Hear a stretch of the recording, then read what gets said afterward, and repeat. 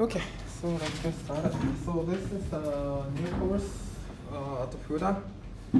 So this is the first course on this one. So I kind of feel that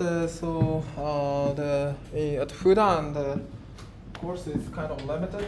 So I created this one for theoretical students.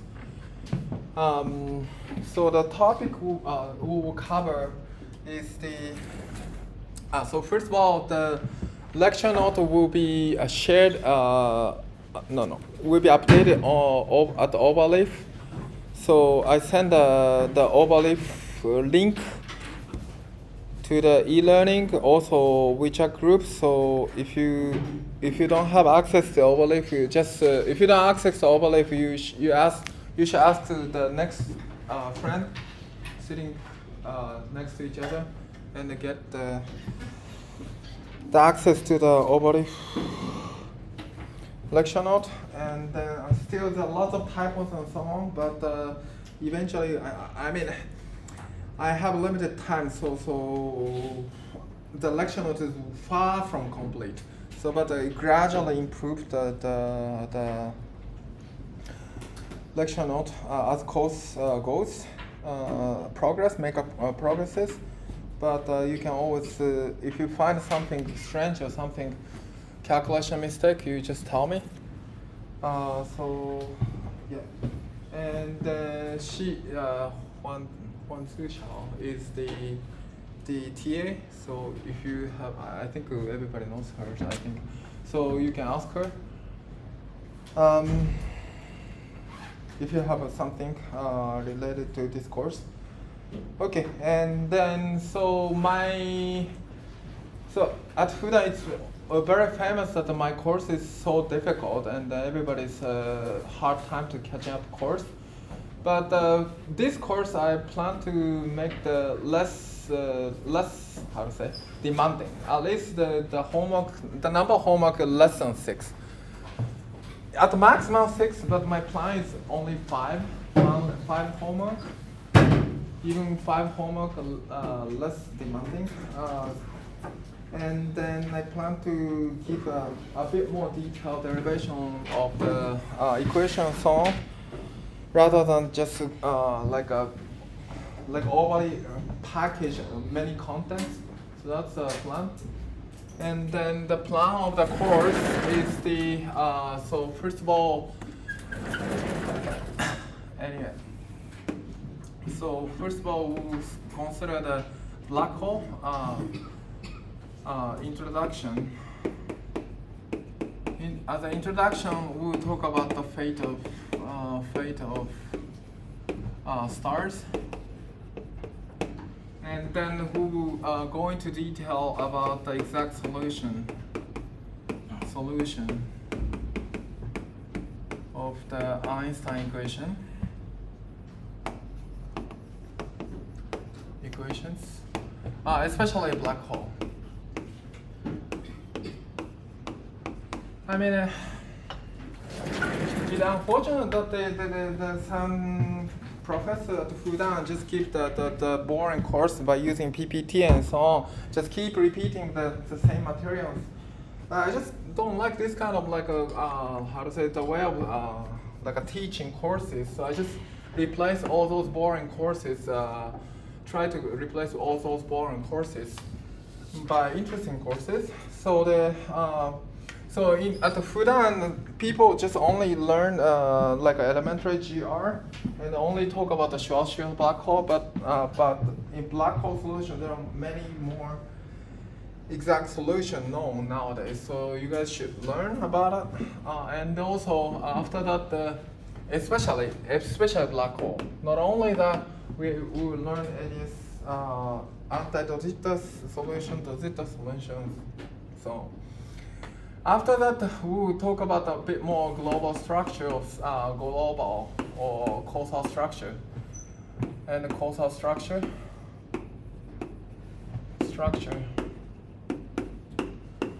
of space-time,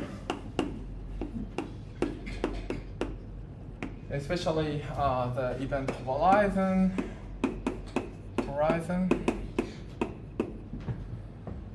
and also say event horizon and also ADHM energy, ADM energy, and so on. Energy, and also most likely is singularity theorem.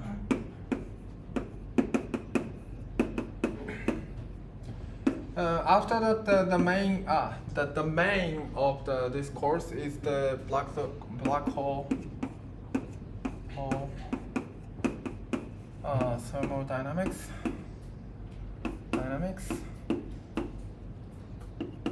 So this is around the 70s, early 70s.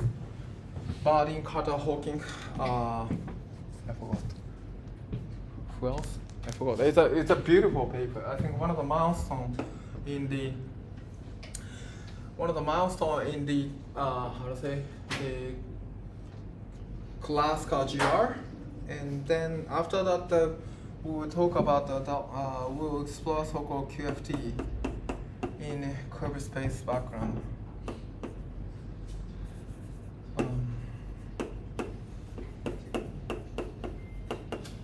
Curved space-time.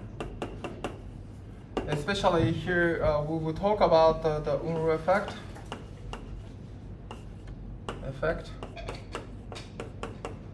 and also Hawking radiation.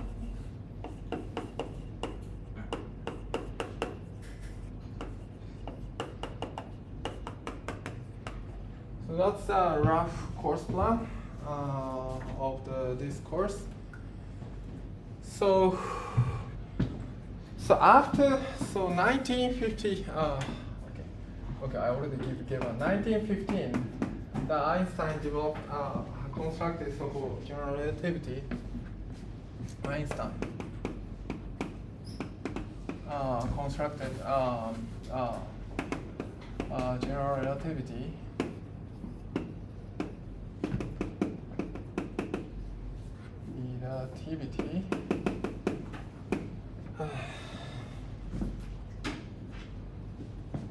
Anyway, and in 1916, Schwarzschild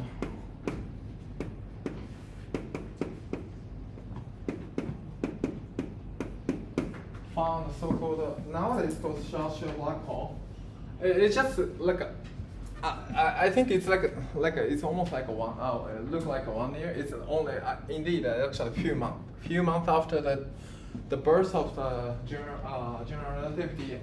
Schwarzschild solved the one of the most famous exact solution in Einstein equation. Nowadays called Schwarzschild black hole. Found the so-called the black hole solution. Static, spherical symmetric,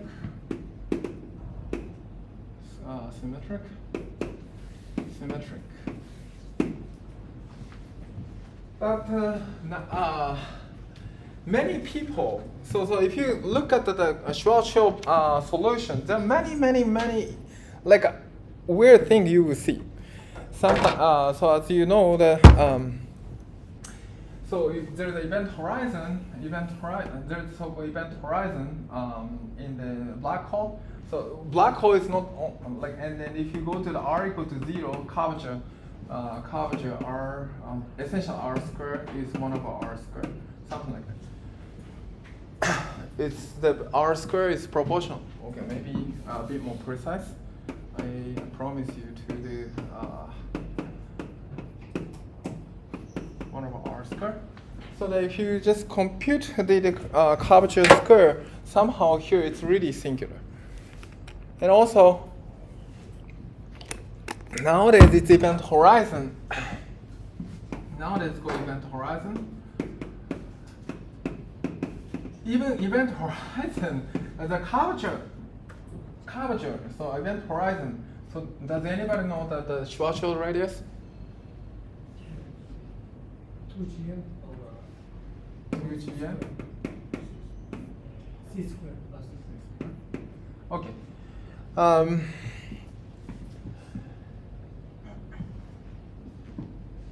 Even the event horizon, there's something the event horizon, the curvature does not like goes to the infinity, but there's something strange happened. So somehow causal cone, if you just write down the time and then radius and then time here around here, so the causal cone, right cone become like this way. Okay, right cone become like this way. So no observer, not even light cannot go out of the shield radius. So that was actually huge at that time, a huge debate. Just create a huge debate about this solution, and many people do not believe this is a physical solution, and actually many people like Eddington. Actually, Einstein himself does not believe this is a physical solution. Einstein himself and also the famous Eddington,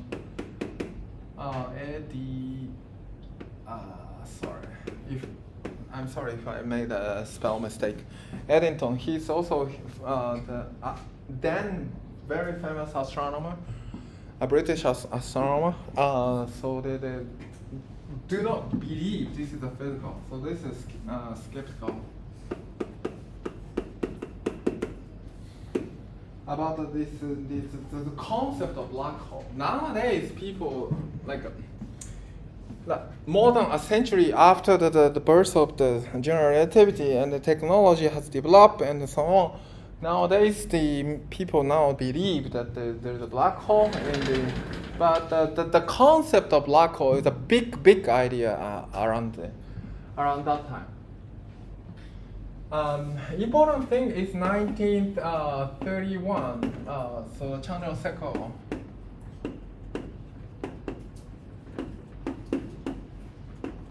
Find the so-called Chandrasekhar limit. When he was actually 19 years old, moving from the India, Madras to I forgot, Cambridge, right? As far as I remember, Cambridge to England. So at that time, so they just he traveled through the ocean. He calculated the so-called the fate of star, and then he just used the so-called relativistic estimate.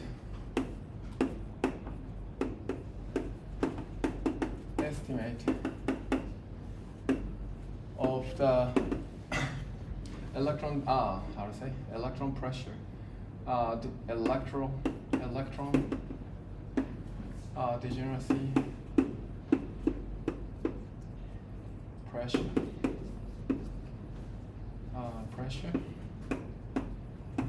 versus gravitational attracting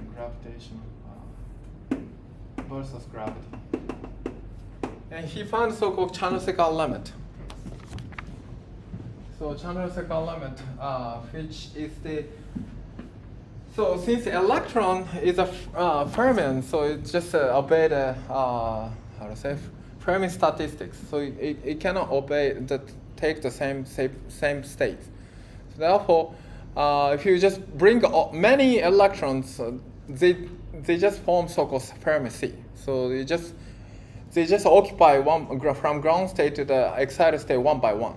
Okay, and then that will form the so-called. But on the other hand, the gravitational and attractive force. Okay, so that the star will try to collapse by gravitational force. But the electron does not want to stay the same. State. So therefore, there is some the battle between the electron degeneracy pressure and the gravity, and the maximum mass of this this battle can occur is so-called the Chandrasekhar limit, and then Chandrasekhar is an estimate so-called this max is around 1.4 solar mass. 1.4 solar mass. And if the the stars, which is called white dwarf, actually exceed this mass, somehow gravity will win versus the electron degeneracy pressure. So in that case, the there is no way to support the electrodegeneracy pressure, so the star will further collapse. So that's what the calculation Chandrasekhar predicts. And many people, actually Eddington, strongly oppose this calculation. Even though he was the same school, I think as far as I remember, Cambridge, Oxford, I already forgot. Anyway, and then people, at the first, people do not believe this Chandrasekhar element. And many people, and even 1939, so there's so-called Oppenheimer, Schneider.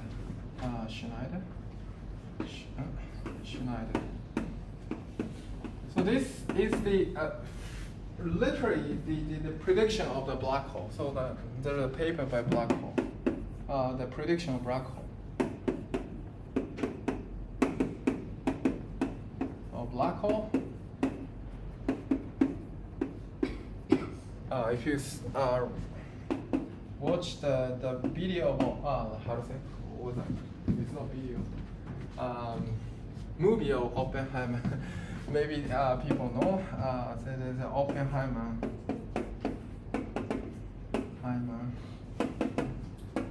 And what was that? TOB equation. I already sorry about it. And let me check what the name of the authors. Who was it? Oppenheimer, Volkov.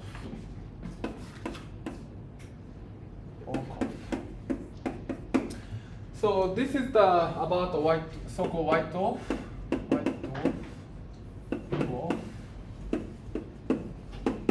So the Oppenheimer, Volkov, and also Truman independently show that the so-called how to say, the state equation of neutron star.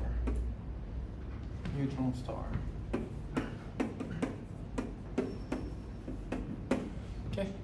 So in the 1930s, starting from Chandrasekhar and Oppenheimer's result, so if you solve the state of the state equation of neutron star, there's a limit.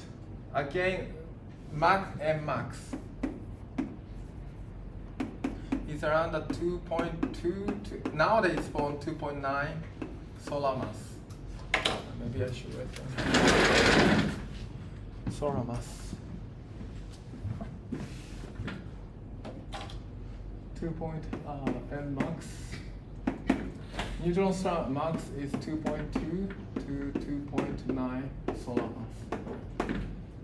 So neutron star is it's not white dwarf, it's the electron degeneracy pressure to support the star itself.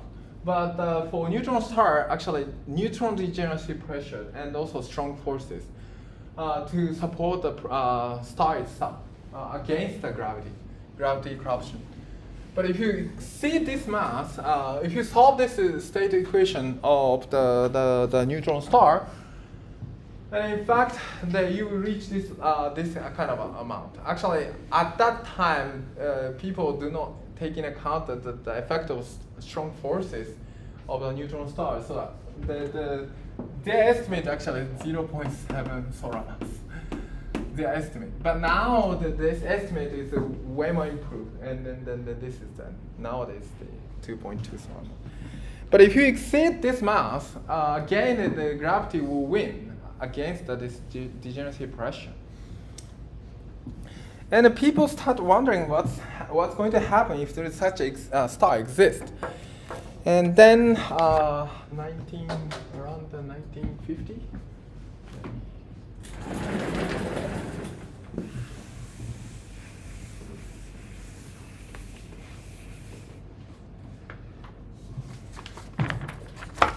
1950, as far as I remember.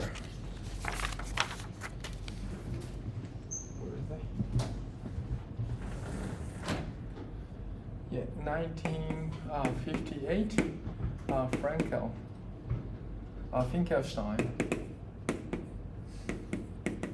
and the Kraskov. Just study the so-called study causal structure of Schwarz shield black hole. Okay, Schwarz shield black hole. So these two papers is actually already show that in fact there is no singularity at the event horizon. It's just a causal structure. Is that anything cannot escape from the event horizon, and then show that there is some singularity at the origin. So there is a detailed study of causal structure of Schwarzschild black hole, and from then we have to accept the notion of black hole. And then so after that 60 so-called, it's called golden age of the general relativity, GR. To I would say 75, many people who already whose name is you are familiar with, many people. So the name of black hole is the black hole. Nowadays, people black hole. Everybody knows the name of black hole. This was coined by John Wheeler.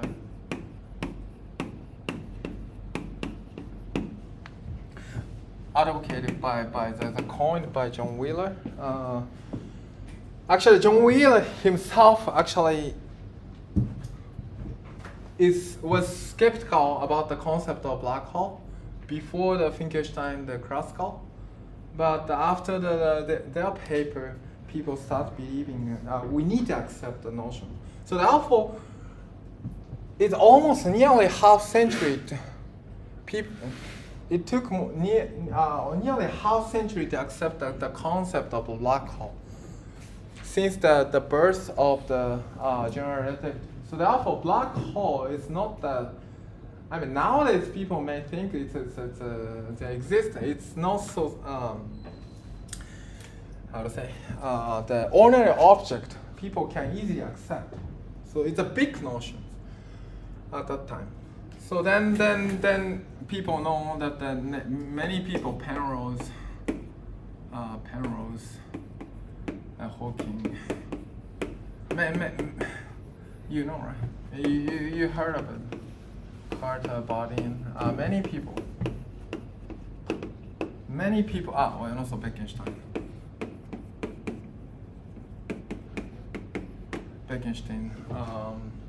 Many people have contributed to the this golden age of the. And many people, Wheeler himself, Wheeler DeWitt equations. And then, so since then, the people just studied this kind of like a global structure of space-time. And of course, before then, there is a solution found by Kerr black hole. You already have heard of it. And also Kerr-Newman black hole. These are really after this Finkelstein cross-copy. Okay. And another interesting thing happened in the experimental side is that the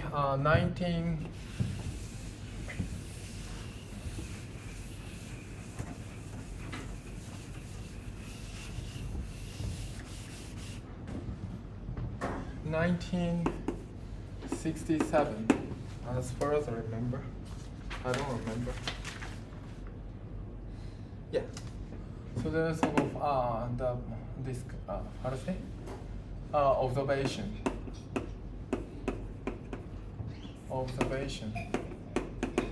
of pulsar. Do you know what the pulsar is? Does anybody know pulsar?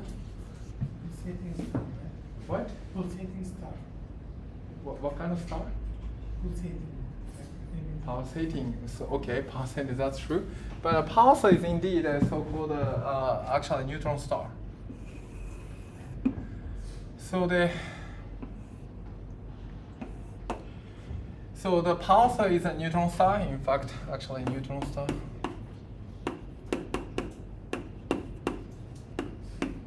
So even like before black hole, even like accepting the so-called neutron star or like a white neutron star is also it's a hard concept. Neutron star is also big concept. They rotate, but actually there is a so-called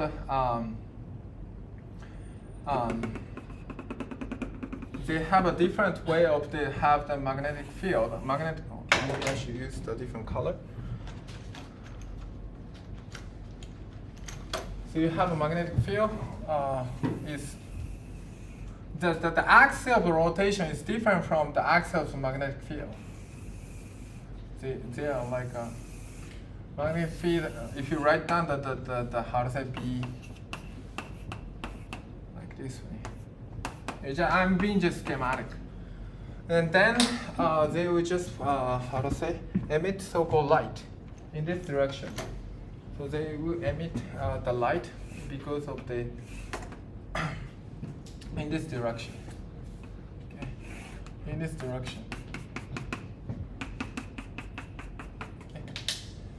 Okay. So if you just since rotation axis is here, so for the direction they emit the light is in fact or X-ray actually X-ray is different. So therefore they just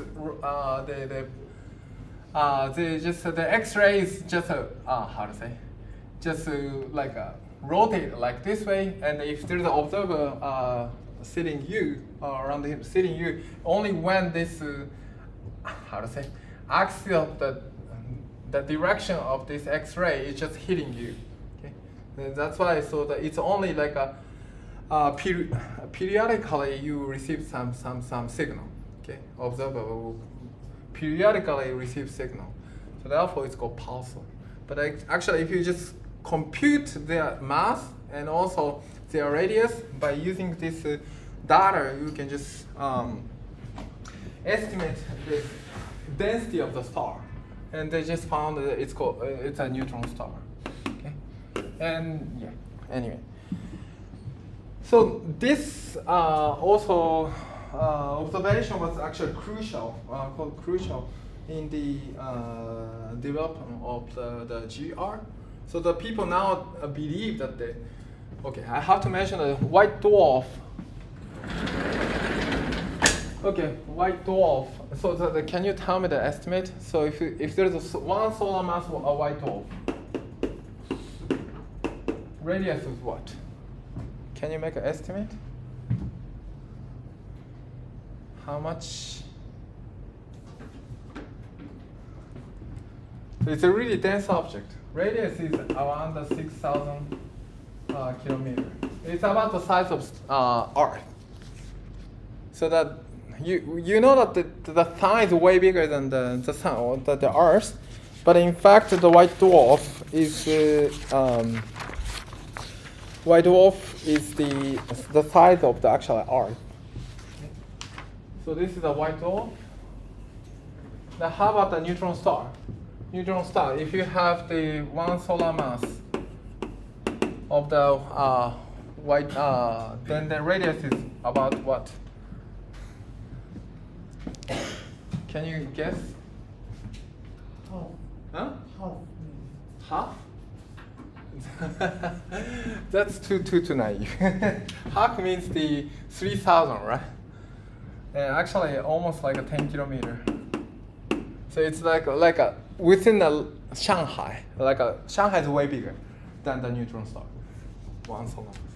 So it's a really dense object. It's hard to believe at that time there is such an object. Okay, so the sun can. So people just cannot imagine the sun can squeeze into the level of the whatever Pudong area. So it's a big concept around that time. So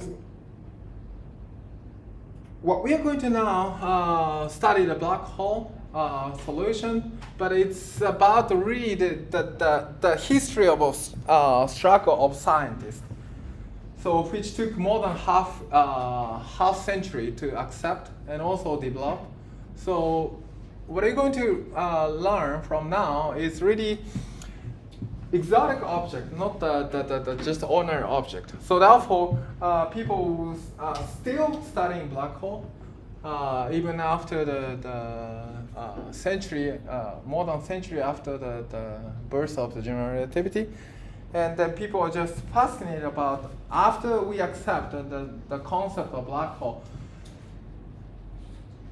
there's something exotic thing occur in the black hole. So still researchers, astronomers, cosmologists, neutron star, and also black hole are still exotic objects.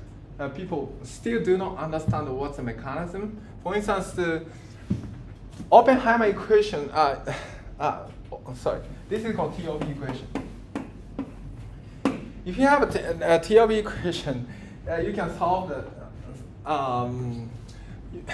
once you understand the pressure versus the density. Okay?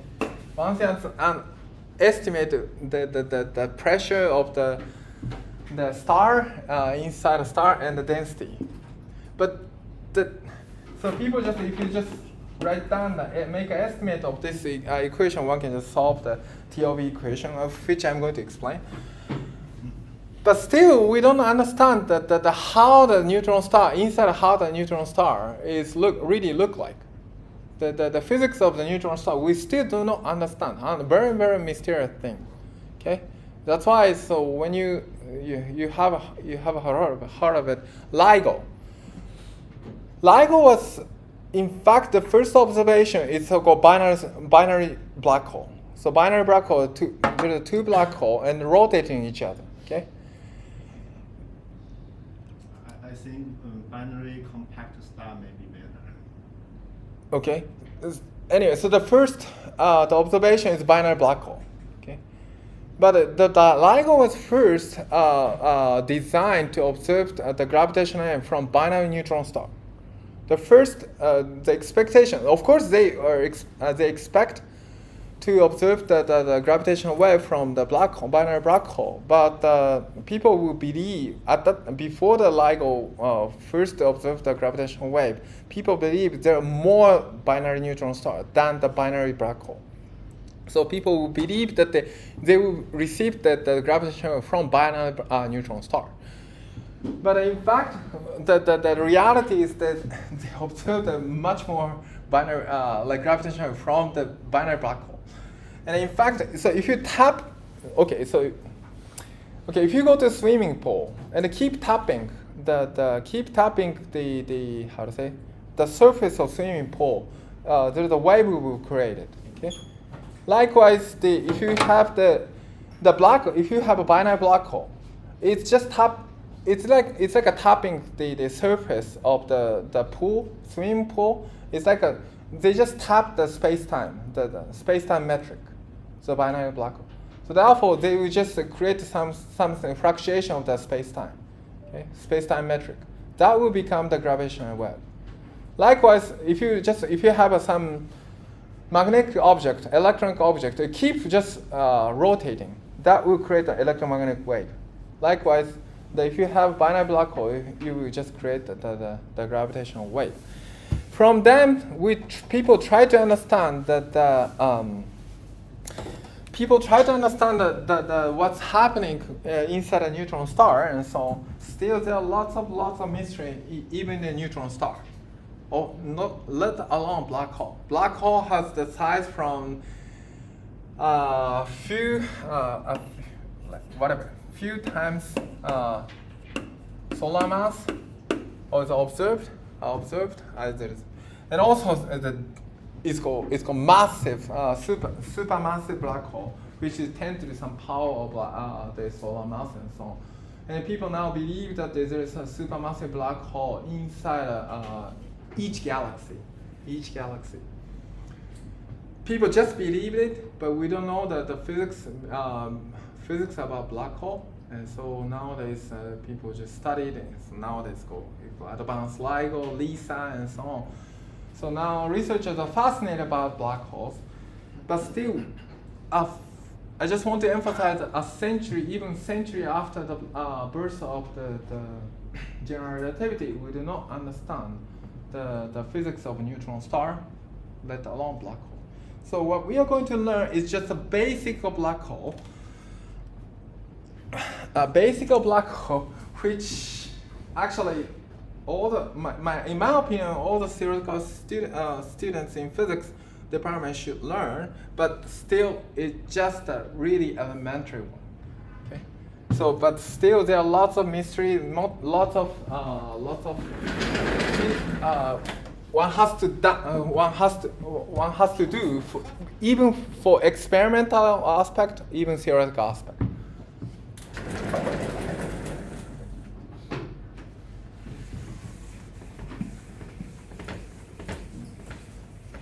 Okay, so today my plan is to just review quick review of the GR.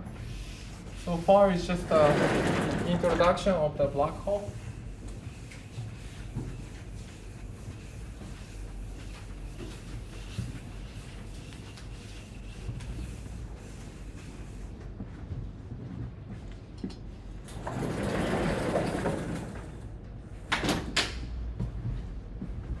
How many of you do not learn about the GR? Please raise your hand. It's okay. Even if you don't learn, please raise your hand. Few people.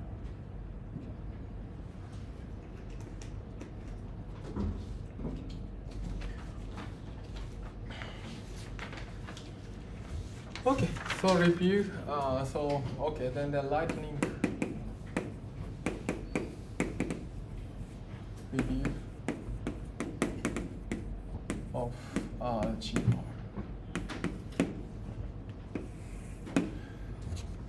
So general relativity is based on the Riemannian manifold, Riemannian geometry. So Riemannian geometry is what? So there's a manifold M, which has the metric, and the manifold I call manifold with metric. With a metric. What is a metric? What is a metric? Can you tell me what is a metric? What does metric do for you? Measure the distance. What? Measure the distance. Good. So here, this guy, the essence of metric is that there is a meaning given. Okay, so can measure the length, the notion of length.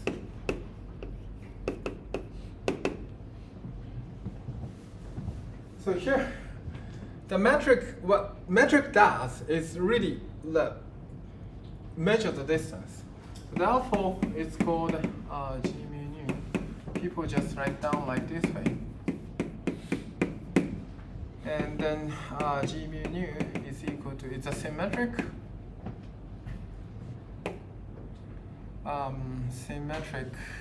Symmetric. And then G mu nu inverse. There is an inverse G mu nu. And so this is called non-degenerate. It has an inverse. And also locally at the point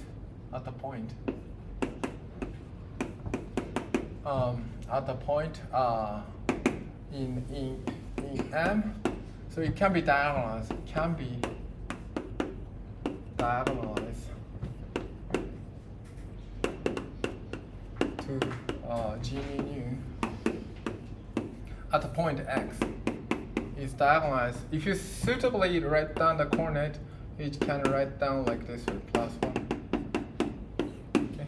So this is people just write call it this called principle of equivalence. Equivalence principle, equivalence. So this is the principle of equivalence. Okay.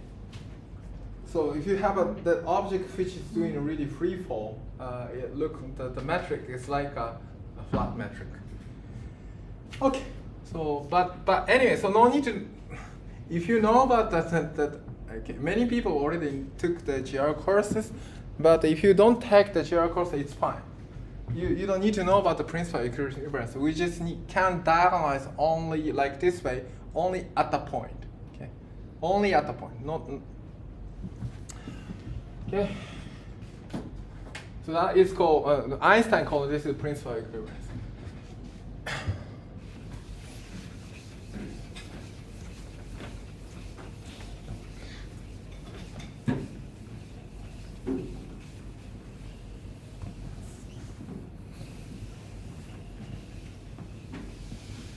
So according to Landau, this is one of the Oppenheimer Snyder's paper, one of the best paper according to Landau. Okay.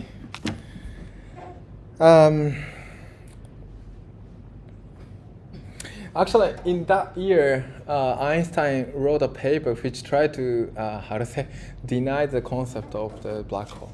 Okay. But anyway, so now, so how do how do you measure ds? Measure the length. So this is a length action. This is called length action. So you have a space-time. So space. So signature is -1 + 1 + 1. So if you have a space-time, whatever. Space-time,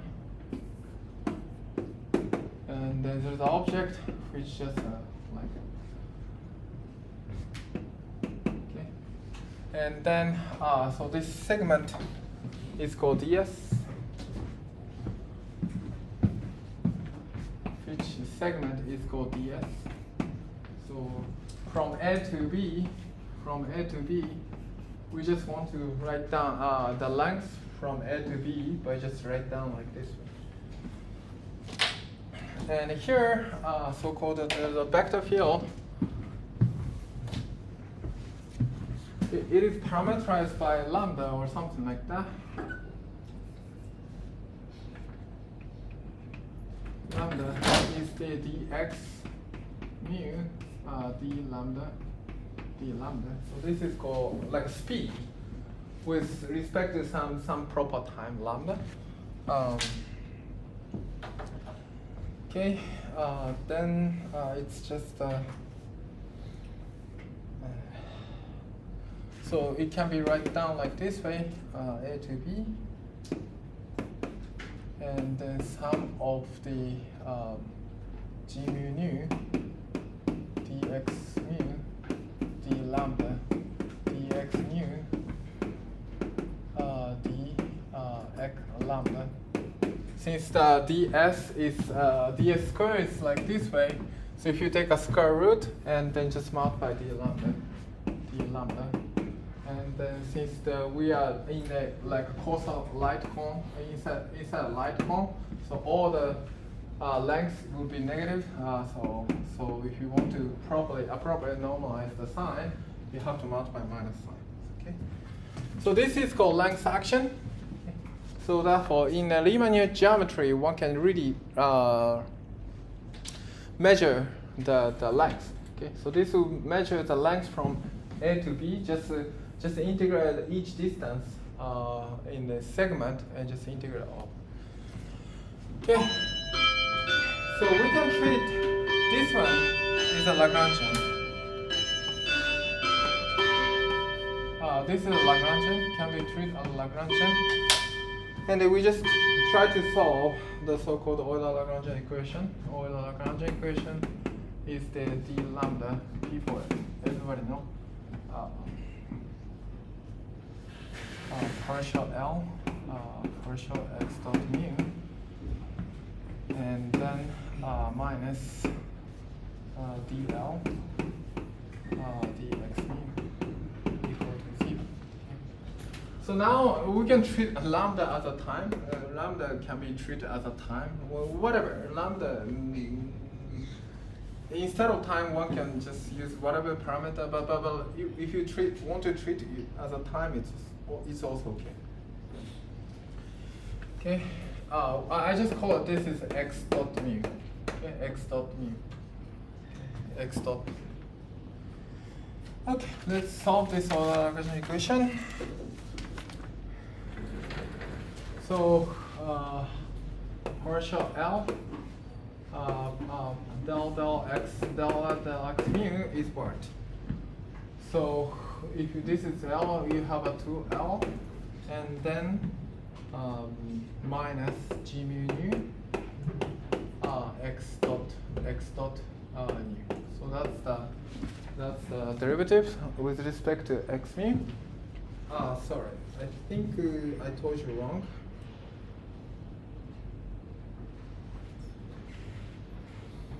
So this is x dot. Sorry, x dot. Okay, x dot. And also, so therefore, we can just write down.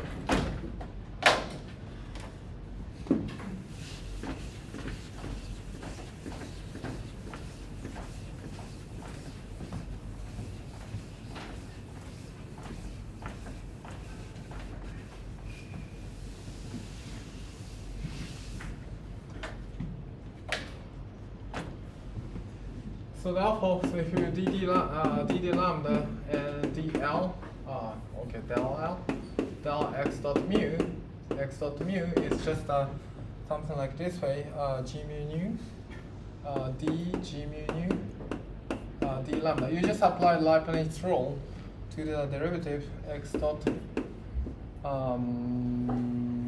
nu, that x dot lambda, and then maybe I should do one by one, maybe. Okay, maybe let's do one by one. So dd lambda, and plug this one into here, 1/2L minus g mu nu and x dot nu. Okay, and then we will do the following thing.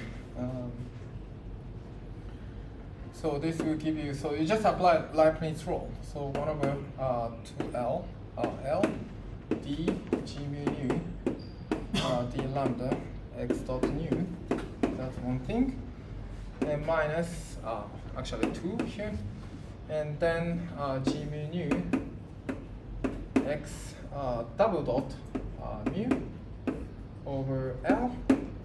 So I just first you just apply DDL into metric here, DDL so dd lambda to metric, it will give you this guy. dd lambda applied to this one will give you double dot here. And the last one is the ddl applied on the L. Okay. So that will give you the, unfortunately I don't have a space to write down, plus g mu nu x dot nu divided by L square dl divided by d lambda. And then somehow 2 is missing here. Okay. And then we just use the this guy. This guy is equal to 1/L, and then so you just apply the again Leibniz rule like this way. Then what you get is as follows: d lambda is equal to, so you just apply this one into here. What you get is the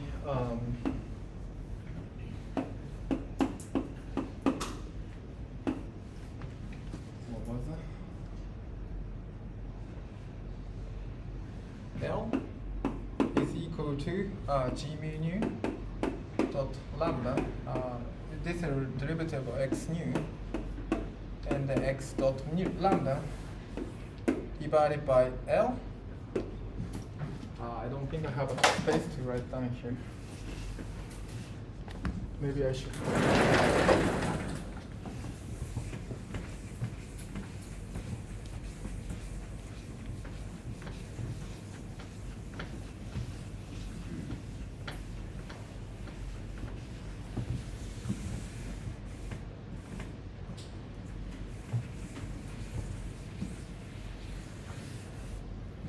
So therefore, so let's do the one by one.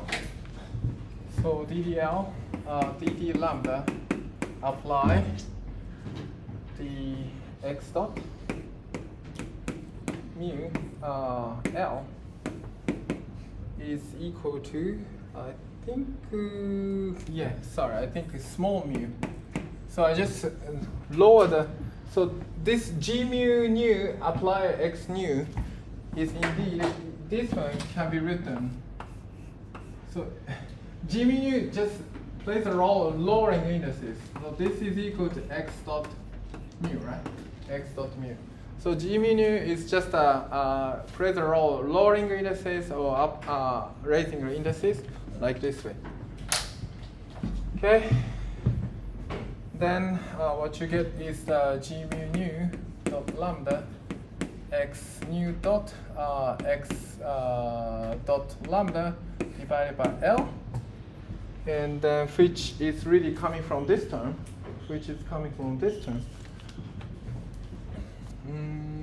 Hopefully I'm fine with that. And then plus g mu nu x double dot nu divided by L, which is coming from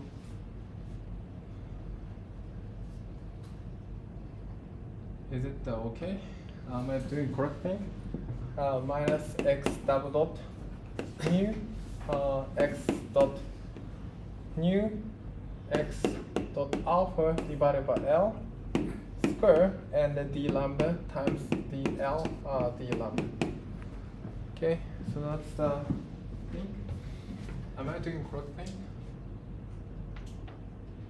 I think sorry. It's totally not correct. Sorry. L cube. So this is L cube, and then g nu alpha. Something wrong here. Sorry. Okay. I think something wrong here. Sorry. What was it? What did I mistake? Where did I make a mistake? Can you tell me? Where did I make a mistake?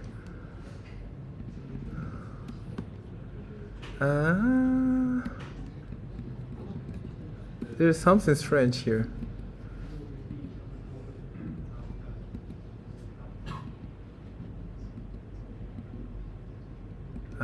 Just a moment. Okay. Okay. Where did I make a mistake? So far it's okay. So far, do you agree with that? On the there's no two in the on the numerator. There's the last term. There only one x dot. No. Yeah, that's true. And the new, right? It should be new. It should be new. Do you agree with that? So far, it's okay. There shouldn't be two in the start because you take derivative in the quadratic and there should be a two instead. Thank you so much. Okay, good. People are smart. And dl over d lambda should be I think there should be two terms and it shouldn't be. This is okay. This is going to be partial L over partial. The 1 over L should be the result of from the partial L over partial x mu or x dot or something. And What did you say? I mean dl over d lambda should be two parts. One part is partial L over partial x mu, x dot mu, and also partial L over partial x dot mu, x dot mu. And I don't think there's 1 over L from the start. It's the result in the calculation of partial L over like partial x and partial x dot. Okay. You don't think there's such a thing? Well, what do you mean? 1 over L. Sorry. Then let me check that. Sorry about it. I think there's some calculation mistake. Sorry. Half of L over half of x dot multiply the x dot. No, I don't understand what you meant. Let me just take a look at the. Just a moment.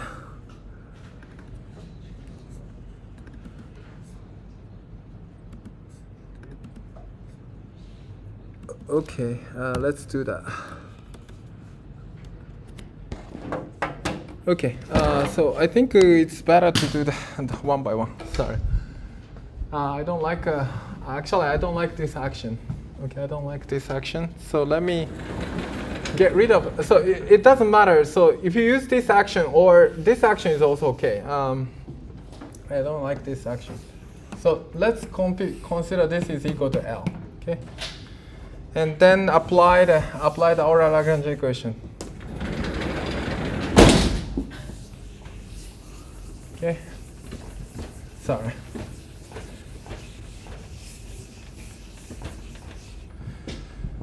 Okay.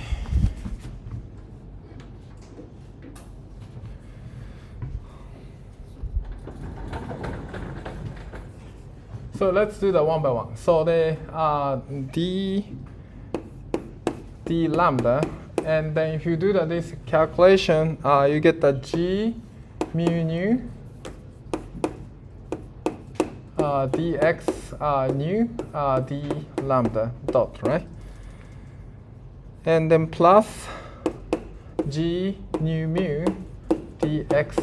So it's just symmetric. It should be okay.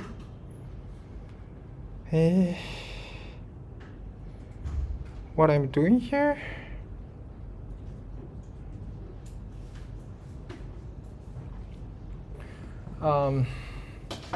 Sorry, I got confused.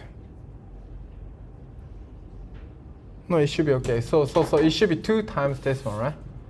2 times this one, 2 times this one, and the plus minus ddk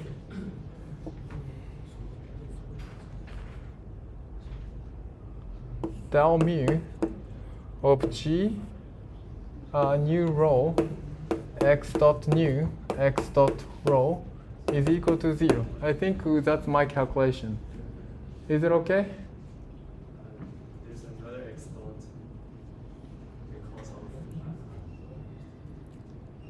because of dx over d lambda. There's another x dot. dx what? So can you write down? I think there's another x dot Why? mu because here is partial x mu and the sorry. Okay.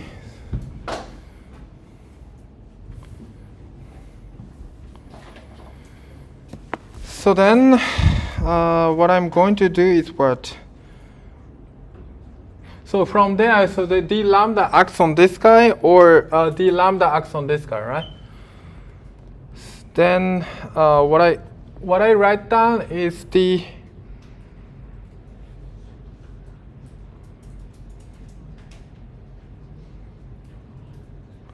so g mu nu. And then if you act on d lambda into here, you get the partial rho times x dot rho and then x dot nu. Okay, do you agree with that? And plus, and it can act on this one, right? And d g mu nu acts on x double dot nu. Okay, is it okay?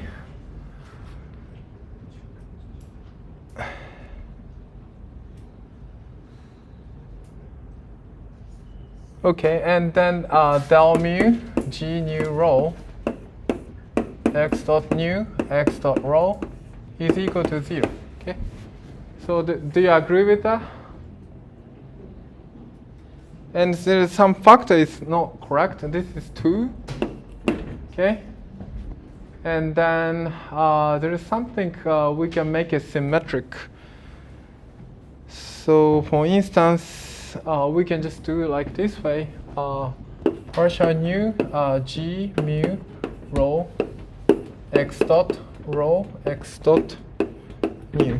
Okay, plus like this way. Do you agree with that? So instead of times 2, we can just write down like this way. Okay, and then we just write down the delta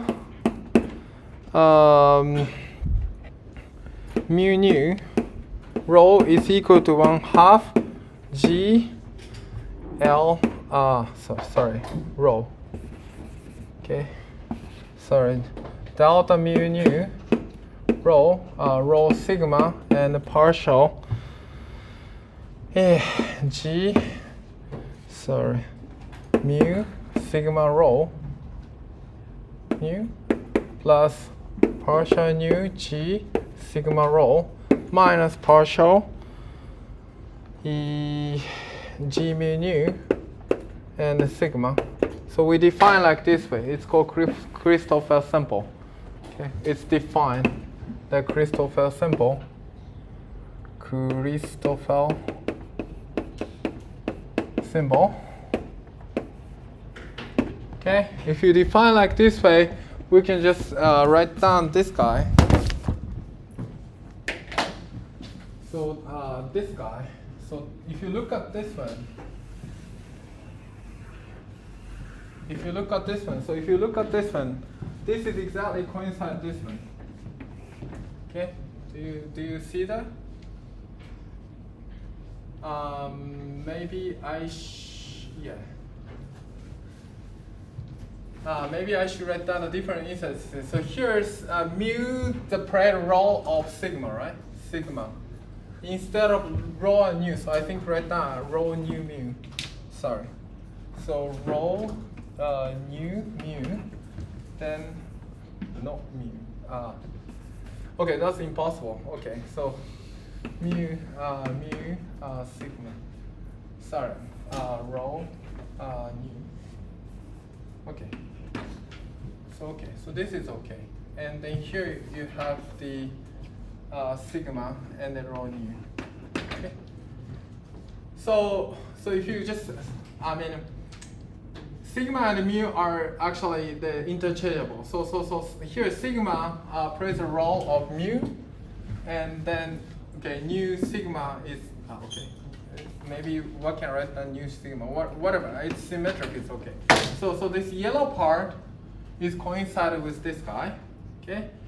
And if you multiply the upper g whatever nu rho and so on, then what you get is as follows: x double dot mu plus gamma mu rho nu x dot rho x dot mu is equal to 0. Okay, sorry about confusion. Okay, this should be okay. Okay, this should be okay. Okay. Are you guys following? Sorry about the confusion. Even if you have a L, it's totally fine. L is the square root or without square root. It doesn't matter. It doesn't matter. Yes. So why it doesn't matter? It seems that we take critical value of some lengths. Yeah. And whatever lengths we take with maybe without or with square roots, it's the same. We will get the same geodesic equation. Yes. Why? That's a consequence calculation.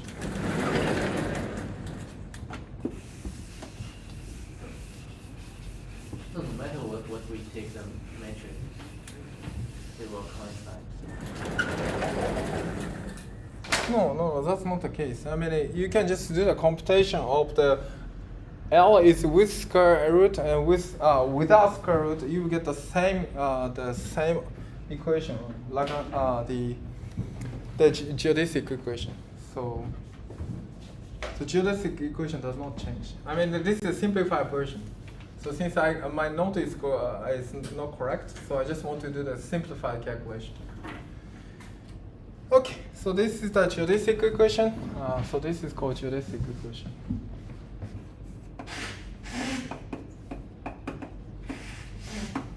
Okay, geodesic equation.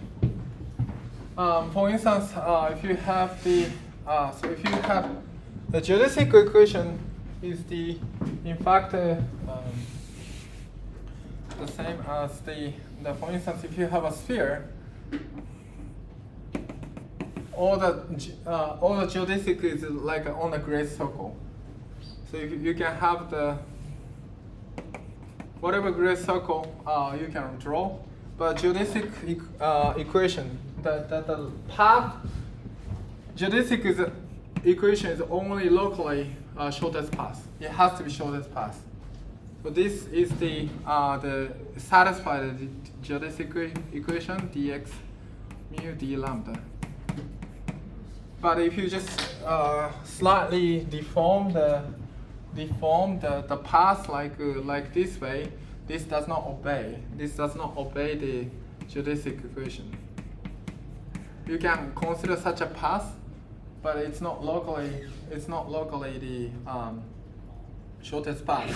So this does not obey the geodesic equation.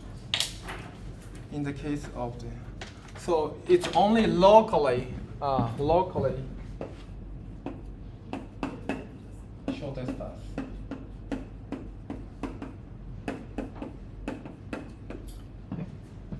So you can, for instance, you can write down the geodesic like from here to here like this way globally. Once you can just write down like this way. This is also satisfied geodesic equation, but it's not shortest because it's just circle around. Okay. So it's only local configuration. Okay. Now we define so-called covariant derivative.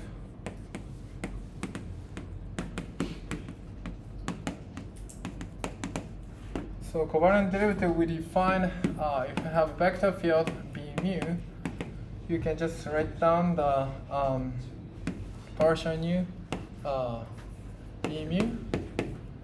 So in flat space the derivative of the B mu is just this one.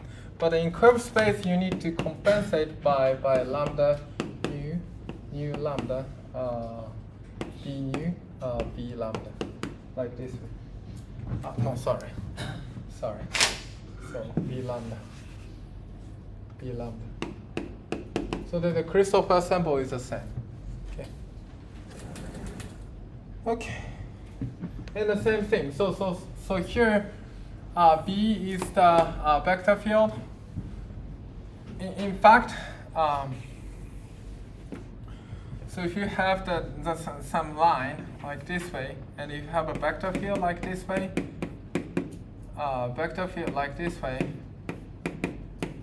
so this dou mu is the derivative with respect to some coordinate or along this line, and so on. But anyway, so I mean at this moment you can just accept this the covariant derivative. So all the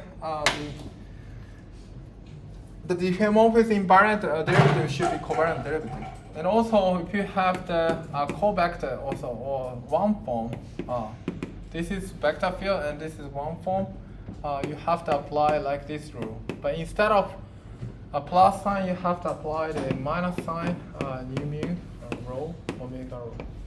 So this is the rule for covariant derivative, and so on. Okay. Yes, so that's the case. So for instance, if you just write down this one in terms of covariant derivative, you can just write down the x mu, x dot mu, and then dx, d lambda. Okay. So, I mean, you can just write down like this way. So this is equal to, in fact, d lambda, dx mu, d lambda, and then you have to apply this plus gamma x mu,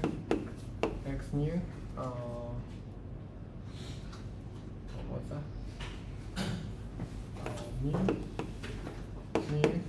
rho dx mu, d lambda dx rho d lambda, like this. You have to apply like this.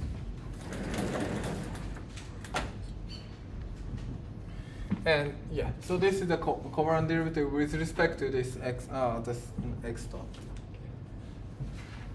So this is a rho. And how do you define the Riemann curvature?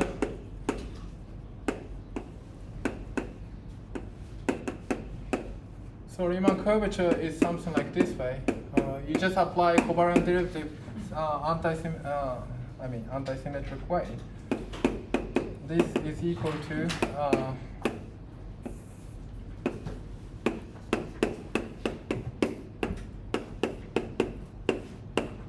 okay.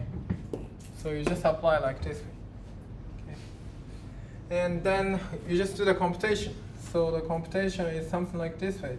So the first one, so let's apply first one. So this guy times this guy, right? Okay, let's do this one. Del nu, b rho, b sigma. And this one is equal to partial nu plus lambda nu, whatever, sigma lambda b lambda. So this is the first part of covariant derivative, and plus gamma mu, what was that?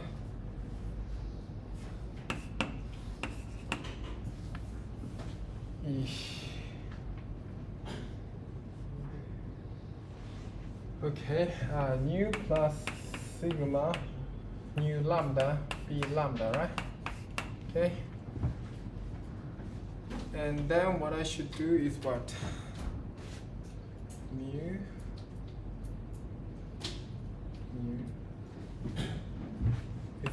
Is it correct? Is it correct? I hope it's okay. It should be okay, right?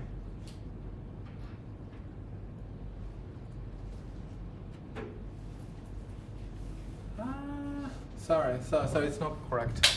So I should write down this one is not sigma. It should be written in sigma right here. Sigma, and then here I should write down the whatever number. What kind of Greek letter? Eta. Okay, so this is okay. This is okay, and then just do the calculation. So, and then do the Leibniz rule, okay? Sorry, I think I should write down here is plus b lambda, and here also b lambda. Okay? Am I doing correct thing? I hope I'm doing correct thing. Or there's something wrong here? V lambda in the first square. This is eta. This is eta. This is sigma. Okay. It should be okay, right? Okay. This is okay. And then apply the Leibniz rule. Okay. Mu. Sorry, I think I should follow the indices of lecture note. This lecture note. Mu, gamma, sigma, nu, lambda. That's also okay. And then B lambda. Okay. So I just apply this one to here and this one to here. And then this one can apply to here. And what's going to happen is something like a gamma, nu, lambda, sigma, and then del mu, B lambda. Okay. So that's the first part. The first part. This one, so del mu apply on this one, we get this one. Del mu apply on gamma, you get this one. Del mu apply on B, you get this one. Okay? And then the second one is that as it is. The second is as it is. This guy is just plus this one. Okay? Is it okay? And then do the same thing. You just swap the indices of mu and nu and nu and mu. Okay? And then take the difference. Take the difference.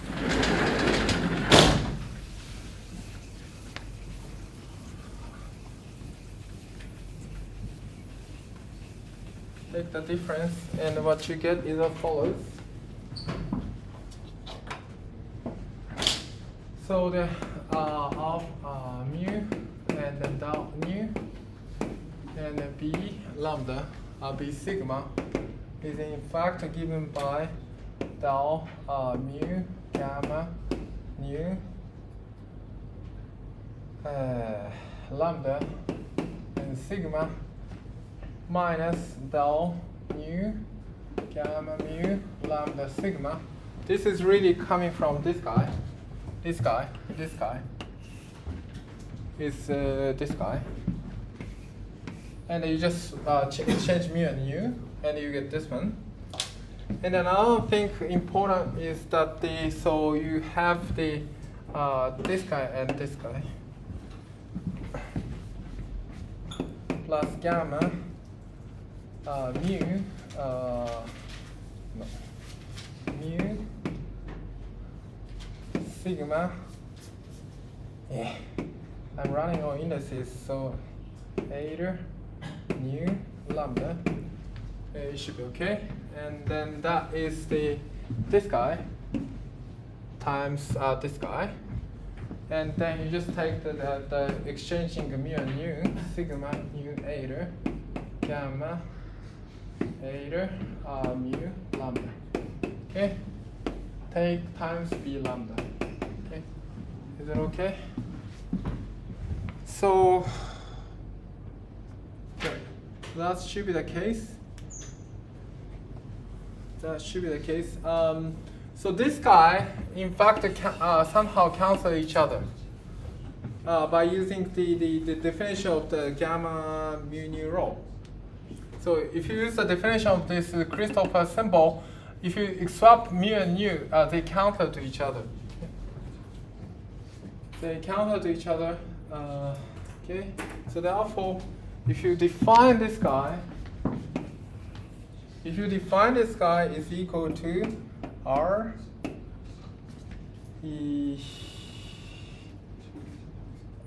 R sigma mu lambda mu nu. So if you define like this way, and then this can be written.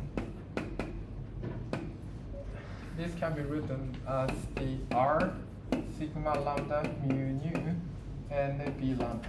Okay. So this is the definition of the Riemann curvature. Okay. So this is the definition of Riemann curvature. So it's just if you plug this definition of this gamma into here, it becomes the quadratic engine. Quadratic engine. Okay. Quadratic engine. Okay.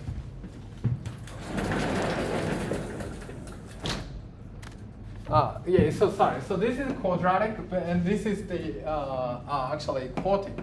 Gamma times gamma, so you have a 4G will appear in here. 4G appears. Okay, so that's the definition of the curvature. And just give you the property of the Riemannian tensor. So you just use the definition of this G mu nu and so on. One can just show that as follows. So R mu nu alpha beta is equal to minus R nu mu alpha beta. Of course, the R sigma lambda mu nu times G sigma, what was that? Eta is equal to R eta lambda mu nu.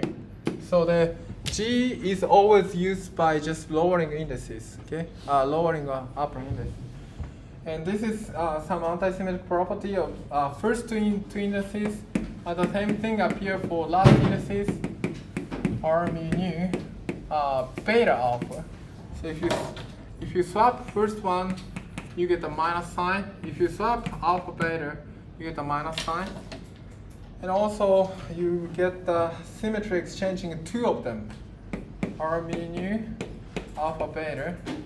And if you just swap these two into like this way, okay, into this way, you get the same thing, alpha beta mu and nu. So these are property of the Riemann curvature. I mean, this one really followed. If you plug this one into here and do the computation, you get this one. And also so-called this is the Bianchi identity. So this one is equal to. I mean, it's just it's just anyway, mu alpha beta plus del alpha R mu beta sigma rho. You just make it everything symmetric under. So everything symmetric under like this way. Alpha beta rho. Everything becomes cyclic. Plus delta R mu. So what's the indices should be here? So this should be beta, and then rho alpha is equal to 0. Okay, so that's the case. That's super easy. I mean, sorry, there's the R here. That's R here. So R mu nu alpha beta is the delta alpha delta beta del beta, and then what was that? B mu is times equal to B nu, right? Like this way. Okay.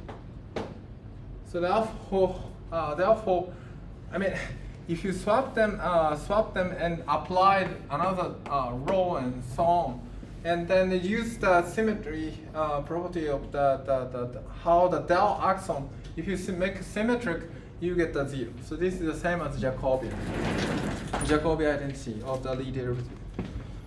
Okay, so these are the property of Bianchi identity, and then also we can just take the contraction of the indices. So it's called Ricci tensor.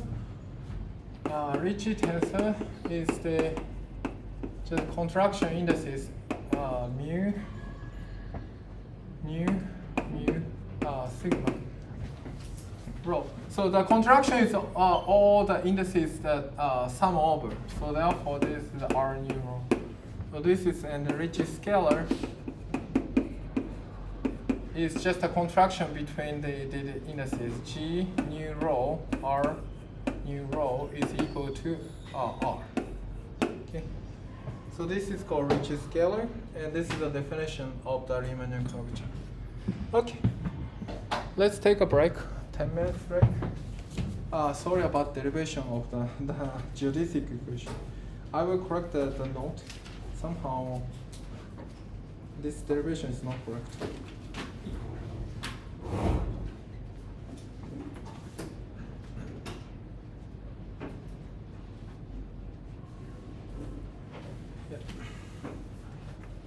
Please do not walk here. So you just walk here is okay.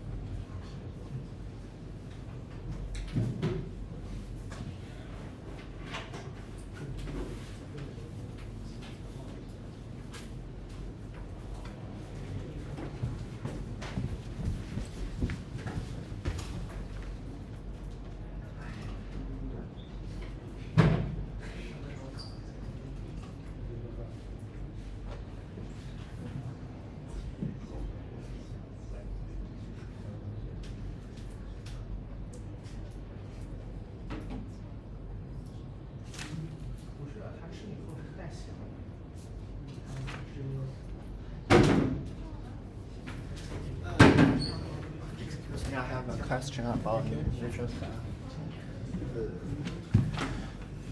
Neutron star has this magnetic field, and this is an angular momentum. So, from the point of the field distribution, I think the density distribution sounds like formula. But if I have a deviation of the angular momentum and the axis of the field, so the star will rotate, and it seems like to broken the distribution of the density. I don't understand. What's the question? What are you trying to ask? Is there any mechanics to maintain the distribution of the density? I don't understand what you mean. Mechanism to maintain? It's a neutron star degeneracy. The neutron degeneracy. Neutron is Fermion, so it's obey Fermi statistics. So it's just But there is a deviation of the angular momentum and the field axis. okay, that's true. This deviation angle theta will broken. I think will be broken the distribution of the uniform density. Maybe that's the case. Maybe that's the case. I don't know. Oh, okay.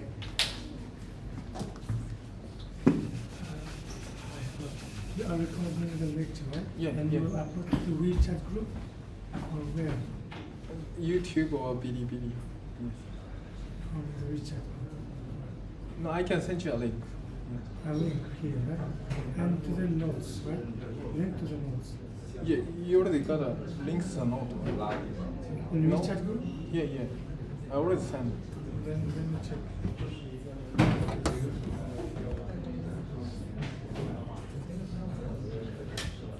Is this a group?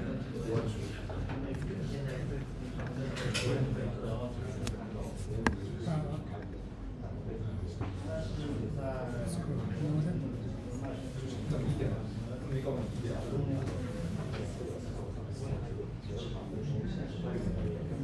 Okay, and if you have any questions about the course lesson, so we can ask from the teacher assistant, right? Via WeChat is also okay. From the WeChat. Yeah, 可以啊. Yeah. Okay. Okay. Fine. And can we ask a question face to face because it can be easier to understand? Yeah. exactly. So can we go to your room? Yeah, or 可以啊. Yeah, it's it's okay. 414, right? Yeah, 422. 422, right? And which hours you will accept the students? No, whenever is okay. Anytime? Yeah. Okay. So discussions about the geodesic. So it's, when we Sorry. So I think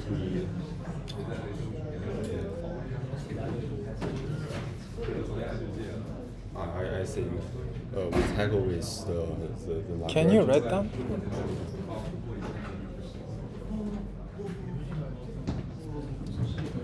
So I think when we tackle with this aspects to this.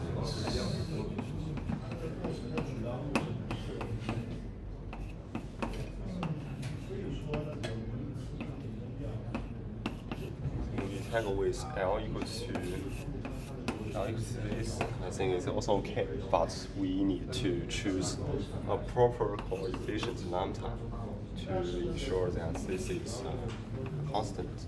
Okay. Okay. And we can get the same result. Same result. Yeah, that's true.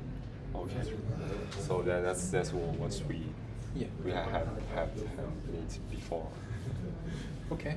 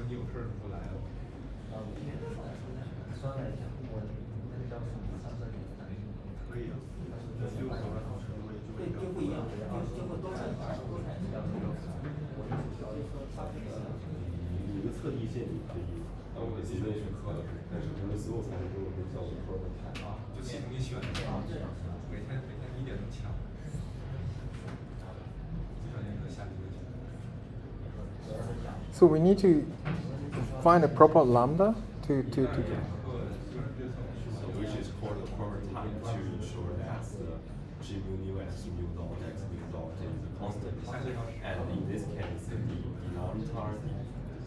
lambda is zero, and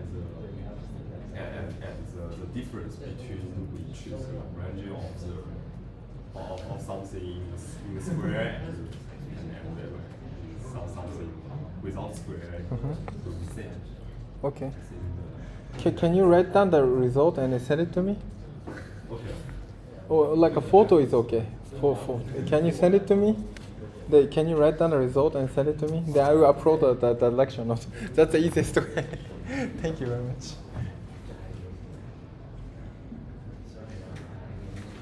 Yeah, I told you one thing wrong. So actually, this is mu nu and the opposite is here. So that's why you say count them. Sorry. Okay.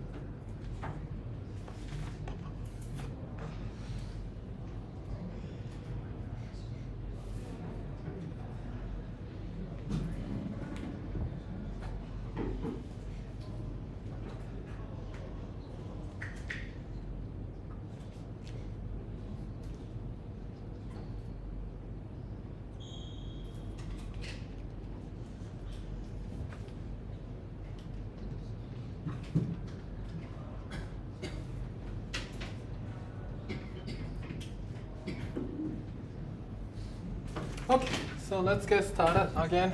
Sorry, one thing I told you wrong. Is that so this one del nu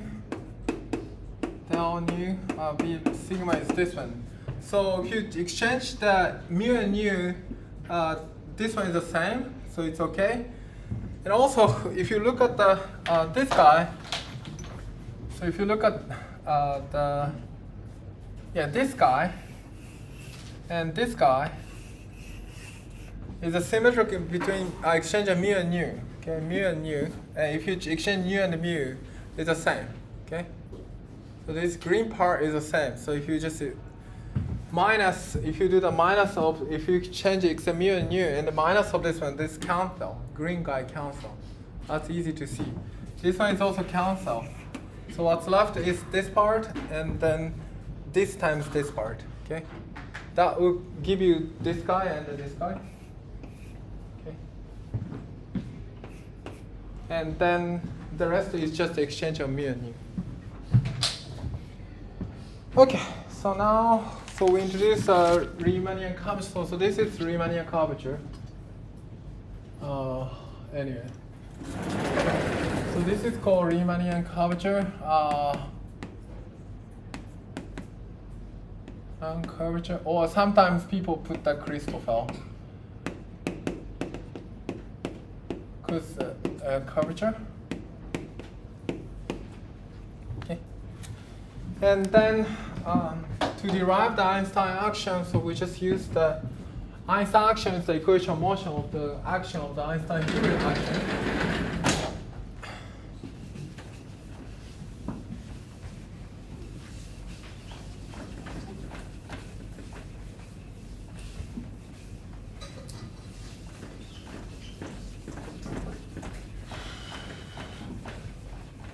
Einstein-Hilbert action.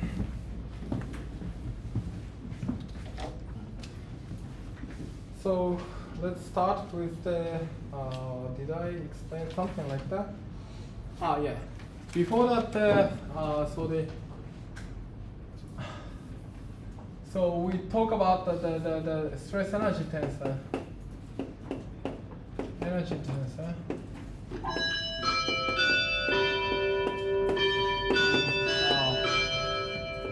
Space-time.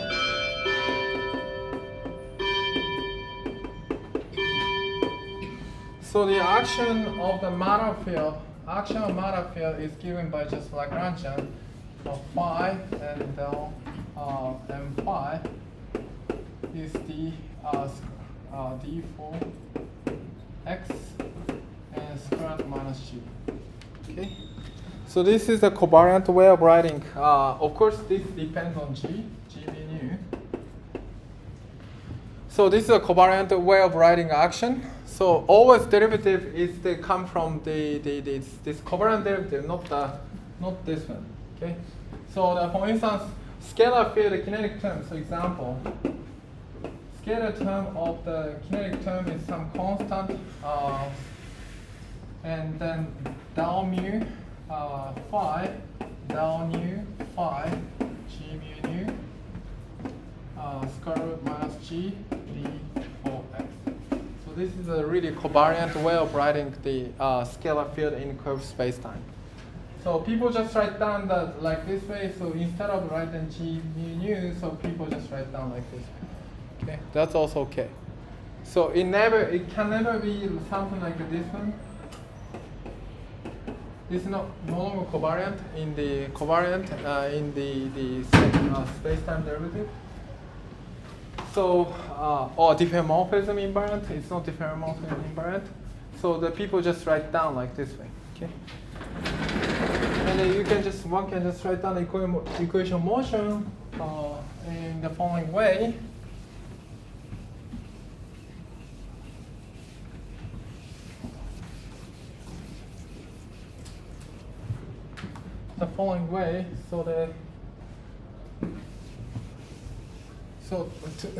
So today it's for some people who learn GR it's too easy, but anyway, let's do slowly. Delta S M. So M means matter.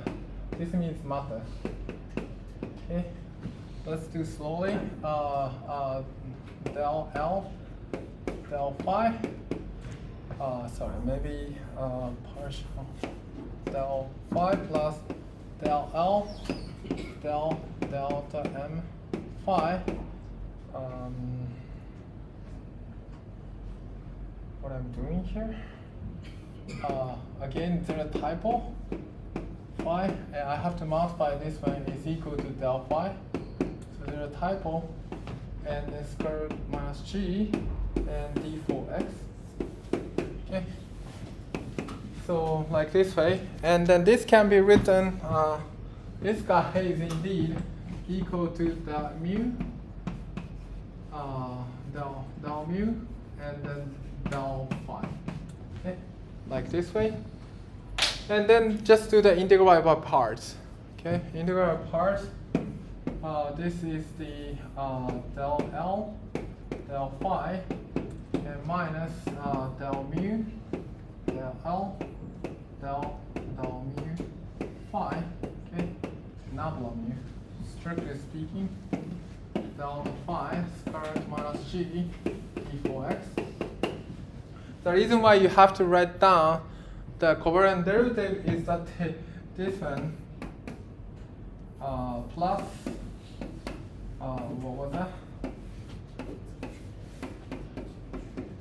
Let's do slowly. I decided to do slowly this course. Okay. So this is what you need to do. This is integral by parts, and of course you have to put the plus here. But this is total derivative. This is total derivative, so you can just assume that the field vanished at infinity. So this you can ignore, and this is equal to 0. This is equal to 0 is the Euler-Lagrange equation. It's Euler-Lagrange equation in this curved space-time. I mean, just replace ordinary partial mu by del like a nabla mu, and that's it. Nothing more than that. It's super easy. And then let's write down the stress energy tensor. I mean, stress energy tensor is the if you have a Lagrangian, you always have a stress energy tensor. Okay. So the way you write down is the definition is the stress energy tensor T mu nu is in fact some factor times square root g times variation with respect to metric. That's it. So that's the intrinsic way of defining the stress energy tensor. The consequence is the T mu nu is equal to T mu nu. T nu mu. Okay. That's why is that? Why this is true? What? Because metric is symmetric. Okay, metric is symmetric, so therefore stress energy tensor is symmetric. Okay, just give you example. As electromagnetic is like this way, some constant. I don't care about constant so much. I don't care constant. Okay, but let's follow the lecture note. I think I write down here. This part is okay. F mu nu, F rho sigma. Okay, alpha beta. G mu alpha, G mu beta, and then square root minus G d for x. Okay, d for x. So that's the action, and then take delta. And then we just take the delta with respect to metric. Okay, delta S M is equal to. So everything is just pushed into here. So minus 1,4 mu 0 F mu nu F alpha beta, and the delta, everything's just square root minus G d for x. D for x. Okay, we just take delta. Okay.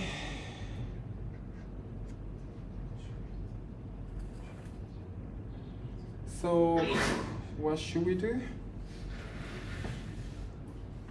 So we should use the following fact.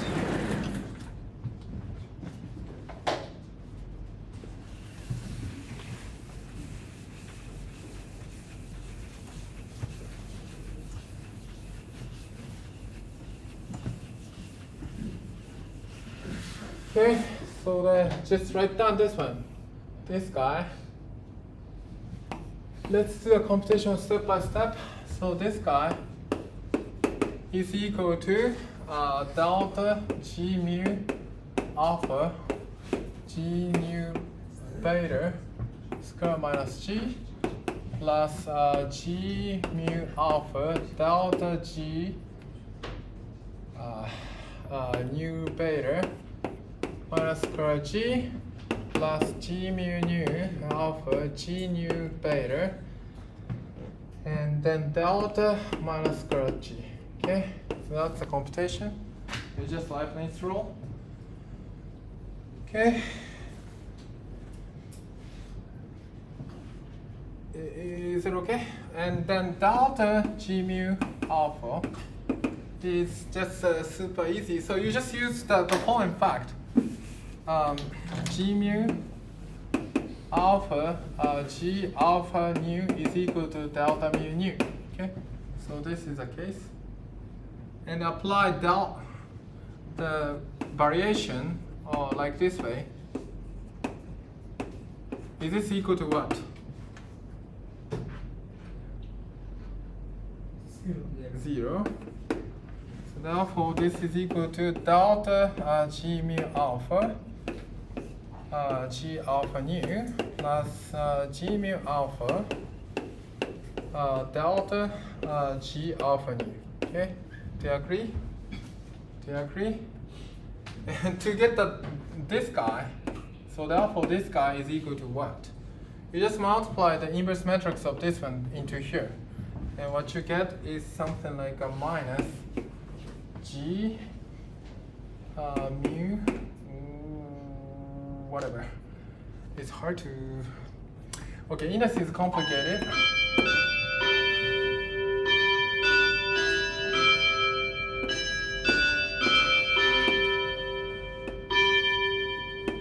Okay, so that's what you get.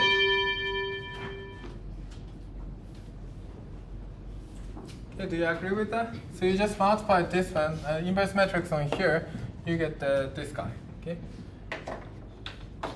Okay, do you agree with me? So this one is this one. The same thing you can apply this one. This one is equal to, what was that? So this one is G nu rho G what was that? Beta sigma delta G rho sigma minus. Okay, do you agree with that? Is it okay? Is it okay? You just change the index mu alpha to the here nu beta. Okay, and the question is this guy. What's this guy? This guy is just 1/2 square root minus G, and then minus delta G. Okay, so this is the case, and this is equal to what? Do you agree with that? Is it okay? This guy is equal to 1/2 minus square root G and minus G mu nu delta mu nu delta G mu nu. Do you agree with that? Do you agree with that? Can you see that? Is it okay?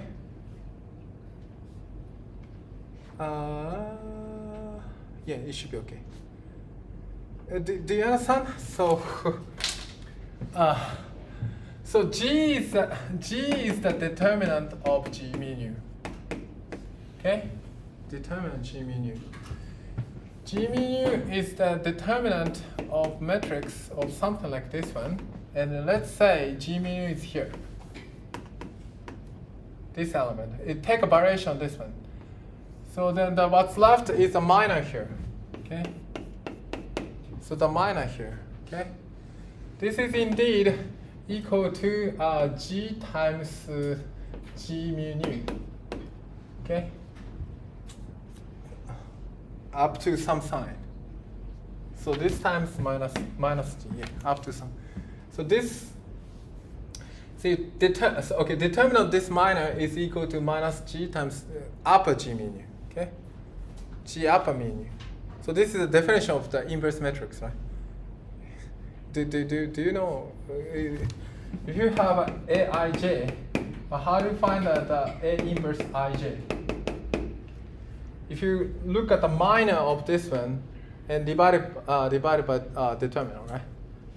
That's how you find the inverse matrix, right? So the same thing you should do that here. So if you take a determinant of this guy, you should find the inverse matrix element is G mu nu and appropriately normalized by determinant. Okay, that's the usual linear algebra.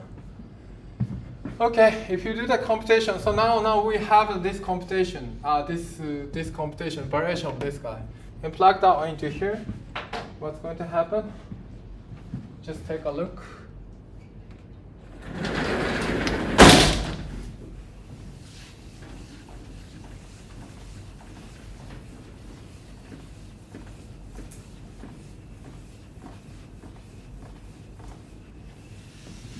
Okay. So then what you write down is what? So the T mu nu is minus 2 square root minus G delta S E n delta G mu nu. Okay. And unfortunately I used which kind of the lower del mu nu, okay?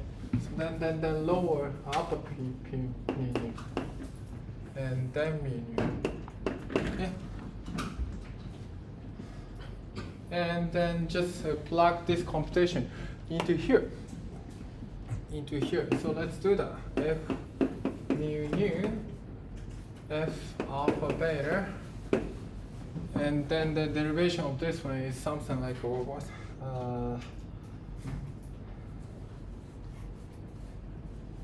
Okay, I think my computation is rho sigma. Okay, rho sigma. My computation, let's follow the lecture note. Otherwise, I'm going to make a mistake. Rho sigma, and plug this one into here. What's going to happen is as follows. Minus delta, minus G mu rho G alpha sigma G mu beta minus G mu rho G beta sigma G mu alpha. Okay, and then plus 1/2 G mu alpha G mu beta G sigma rho, like this way. Okay. Times appropriately normalization. Times minus 2, most likely minus 2. Minus 2 times like this way. So as you can easily see, so the first term here is coming from this part. G mu rho, G alpha sigma, and then G nu beta. Okay, it's this guy. G mu rho, G alpha sigma, G nu beta. The second one is the G nu alpha, G beta sigma, and then the G mu alpha. Okay, and G mu alpha. Okay. And then the last one is G mu, G mu alpha, G nu beta, and what's left is G sigma rho. G sigma rho, because I take the variation with respect to G sigma rho or G rho sigma. Okay? And just take a contraction. And what you get is as follows. Is the I think I need to include the overall minus 1 times minus overall mu 0, like this way. Okay? And then what you get is 1 over mu 0. Somehow I include C, some mu alpha.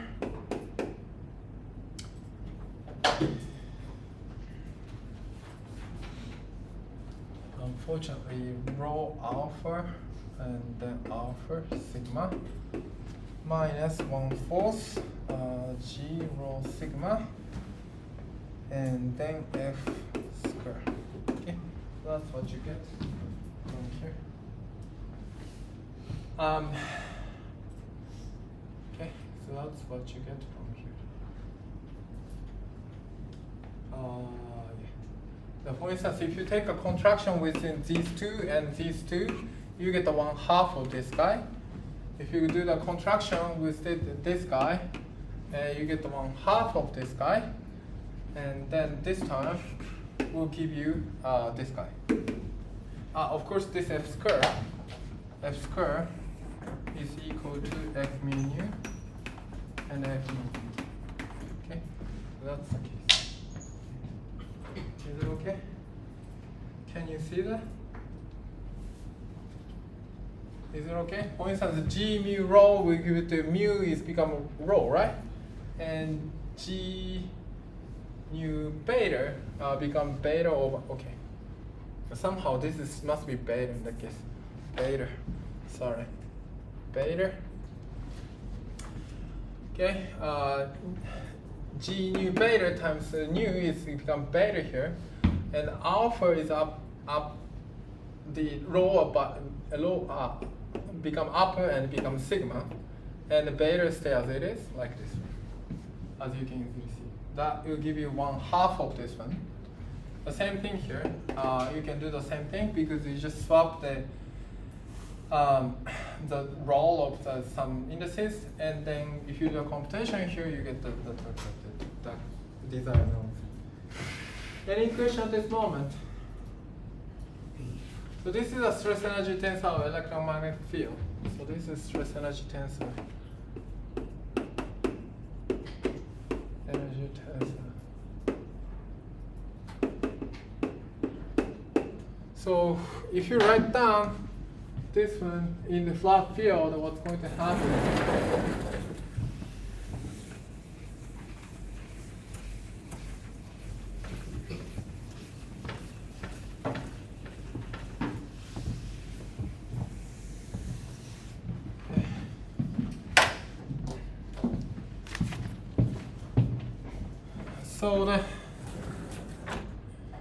So what is the energy for electromagnetic field? Energy is in electromagnetic field. How do you get it? How do you write it?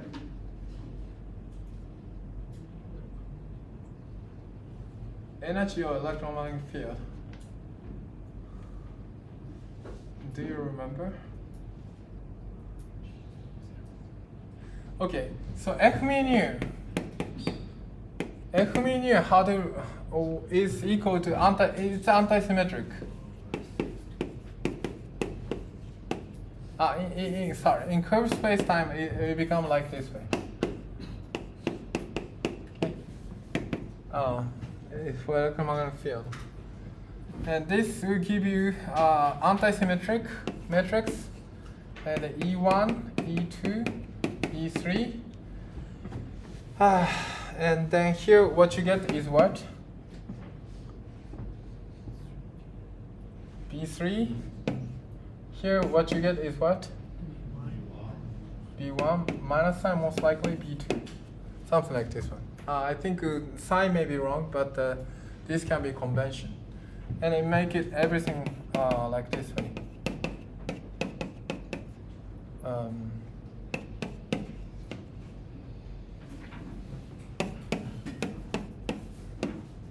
Okay, so these are metrics element. And how do you write down the energy of this system? energy density. T00. What? T00. Yeah, T00, that's true. But how, in terms of E and electromagnetic field, how they write?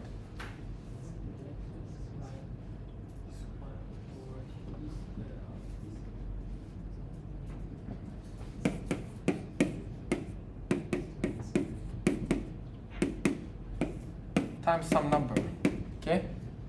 So if you just compute this one, and look at T00, this term will show up, okay? And so on. So if you look at the E and the momentum, if you want to see the momentum, you have to compute T11 or T22 and T23. Okay? And you can check this is indeed the case. That's why it's called stress energy density. Okay. I hope I hope some already learned, so that's why people just get bored, I guess. Okay, so far it's okay. And let's derive the Einstein equation, and yeah.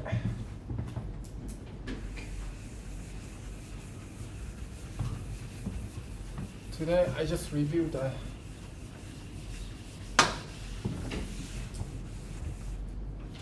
okay. So what's the Einstein-Hilbert action? So I will talk about the Einstein-Hilbert action. Hilbert action.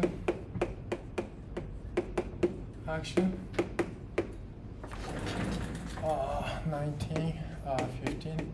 In fact, this Einstein-Hilbert action is constructed by Hilbert. Sg is equal to C cubed 116 pi g, and then R minus 2 lambda, and then minus g d4x. Okay, so that's the Einstein-Hilbert action. What's this? R is what? Rich scalar. And what's this? Cosmic constant. Cosmological constant.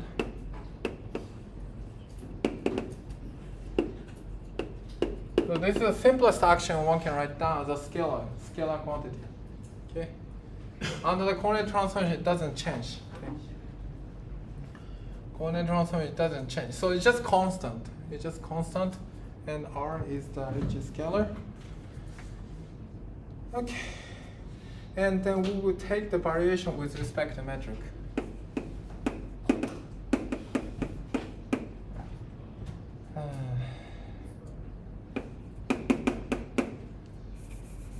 With respect to metric, delta G mu nu, I call it this one is equal to H mu nu. The lambda has dimensions, so will it depends on some energy scale?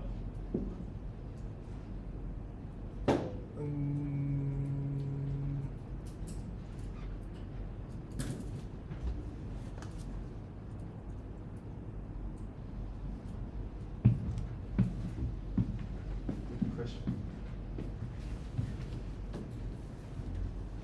这个lambda是有量纲的，所以它如果依赖于某个特定的上高。Are you sure?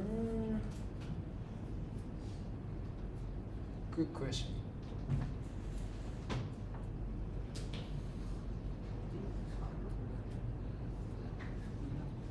一个理论量纲的数，它一个有量纲的常数，它往往依赖于某个能量，就是它往往是某个无量纲也会跟能量有关系。 So is this dimensionless quantity? C cubed over 16 pi g. What's the dimension of this one?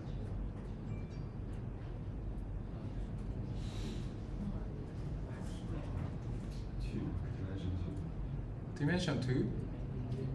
Are you sure?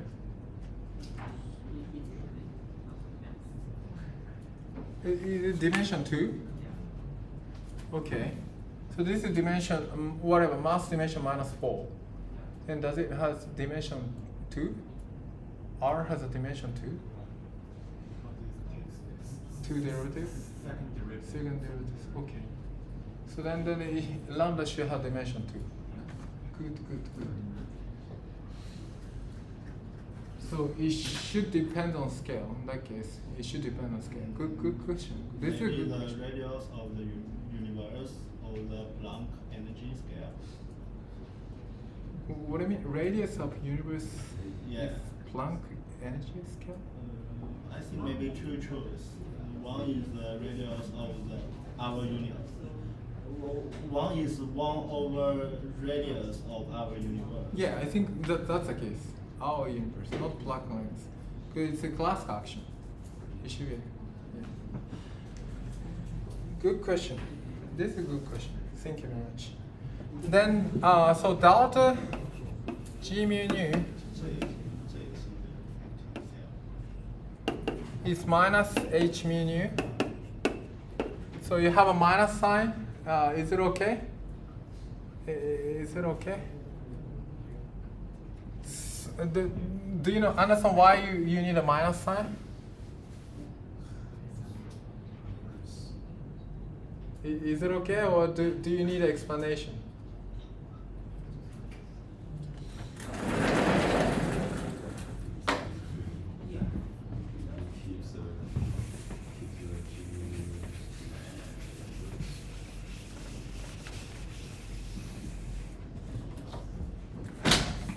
G tilde mu nu, G tilde nu rho should be equal to delta mu rho, and this is G mu rho nu minus H mu nu, and then G nu rho plus H nu rho. Is it okay? And if you take the first combination, you get the new delta nu rho. And if you take combination, you get the minus H mu rho. And if you take combination of this one, this is plus H mu rho plus order H square. Okay? Is it okay? And you should cancel the first at the first order. That's how I get the minus sign. Is it okay? Fine. Then let's move on.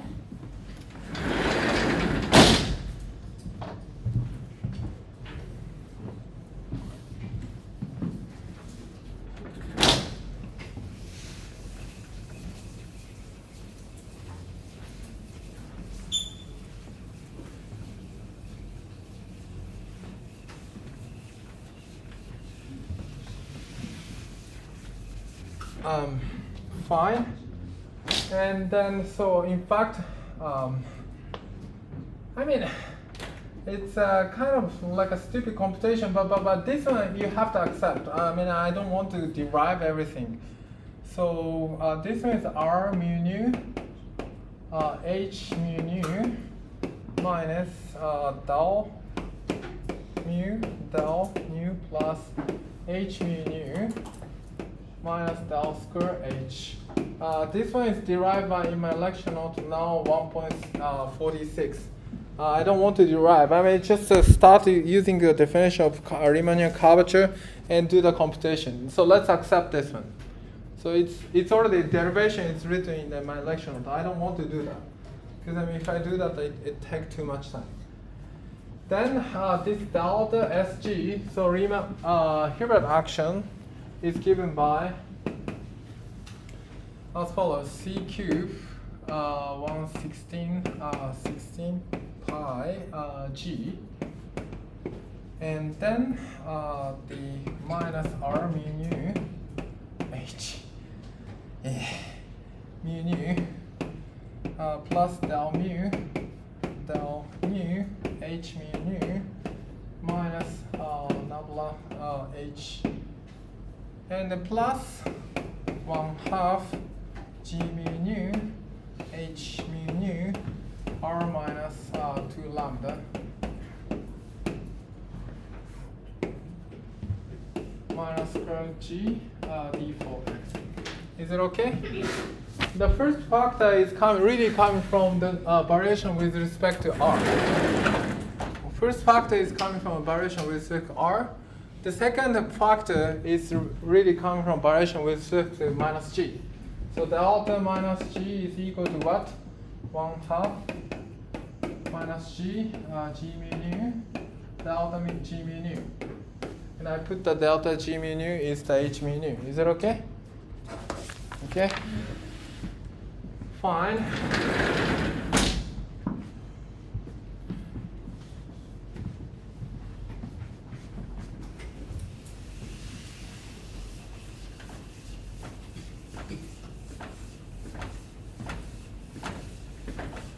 We notice that this one is total derivative. So it's a super easy calculation if you accept. If you accept this one, super easy calculation, because I mean this guy is just total derivative. Okay? Total derivative. So you can ignore. So what's left is this guy. Okay? And so therefore, Einstein's equation is given by as follows. For delta Sg, delta, what was that? G mu nu is indeed given by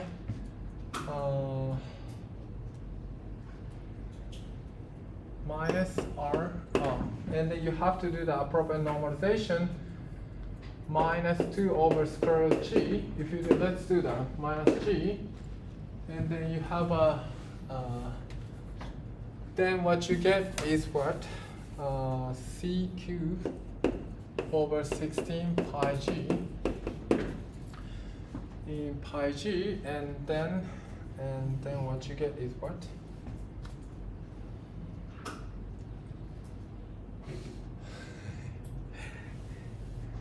Sorry, this is become 8, and then R mu nu.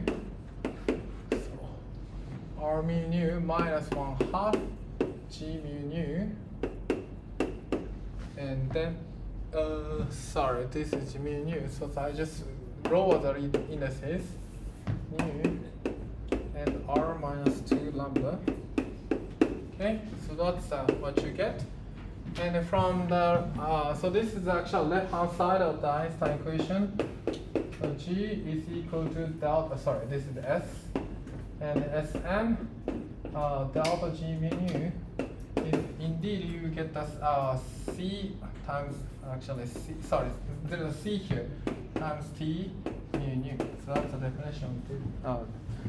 And then so this is the matter part, and this is the curvature part, and this is called Einstein equation. Okay. So this was this derivation is given by Hilbert. This derivation is given by Hilbert, but derivation of Einstein equation is two assumptions. What was that?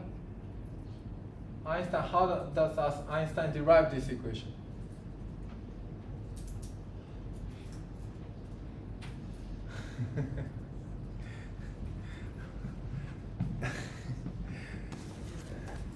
How does the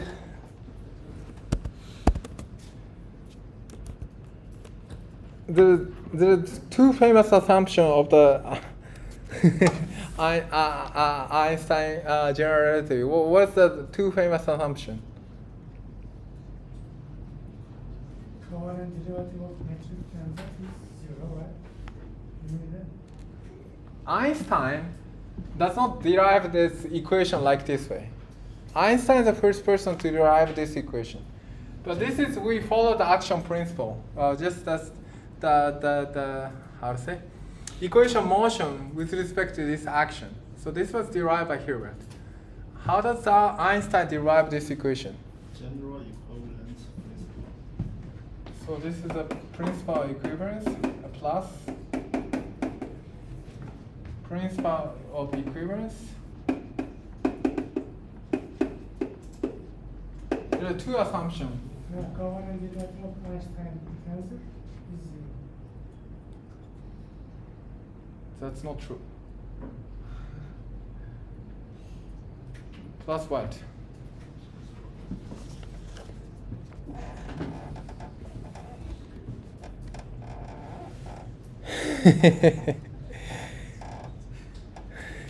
plus general covariance. It's called general covariance.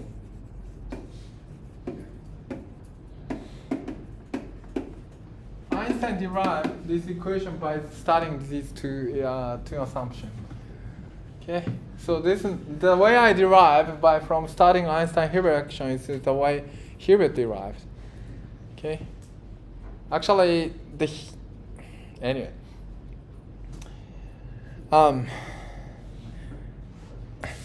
But I'm not going to derive this Einstein equation like with this two principle. I think that is the contents should be the introduction of GR. Any question at this moment? So therefore, what?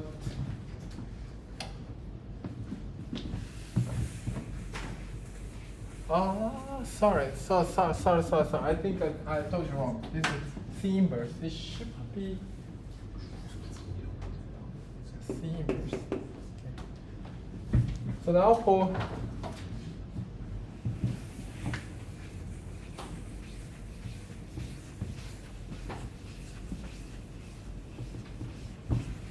okay. So I think it's a good timing. So I promise you I'm not going to go fast in this lecture. So, okay.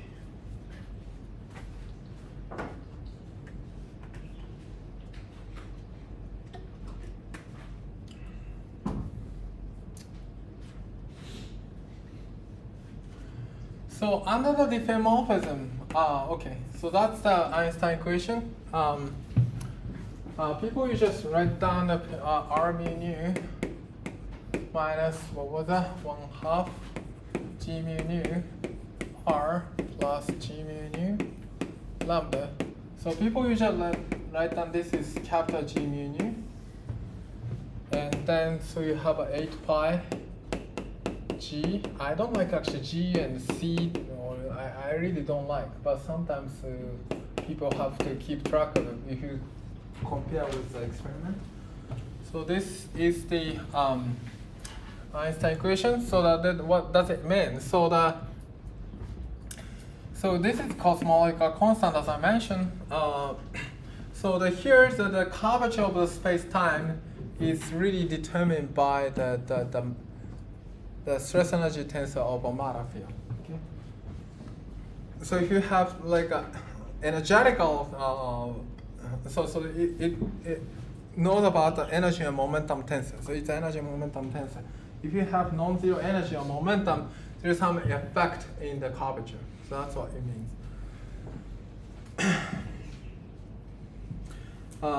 So that's how you derive and then let's talk about some conservation role and so on. So the general covariance means what? General covariance means that the physics shouldn't change. Shouldn't change.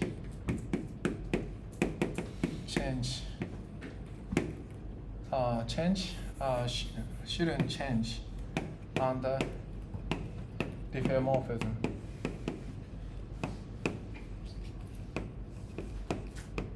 Or coordinate transformation.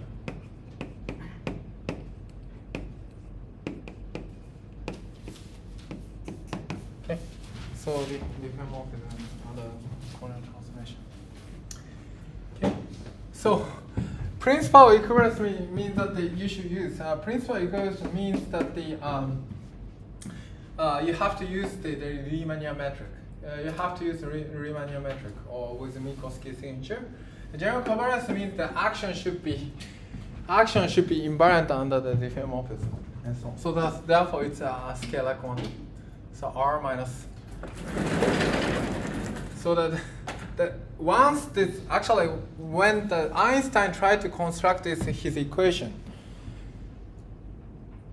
Hilbert is a friend of Einstein, and Hilbert knew that what Einstein tried to do.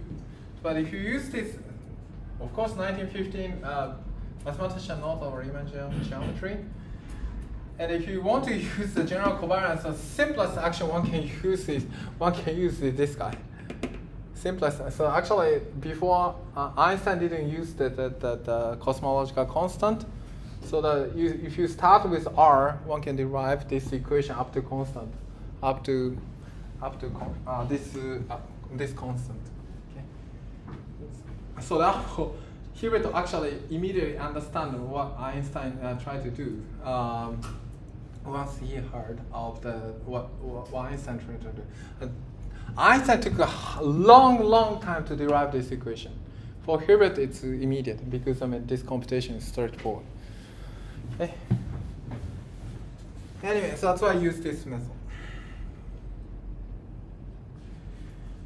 So now, let's talk about the general covariance So this means that there's some symmetry. There's some conservation rule by Nassau theorem. Conservation.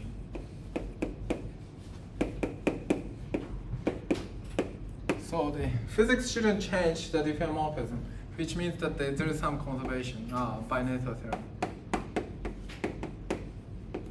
Okay, let's derive that, and we will finish today's lecture.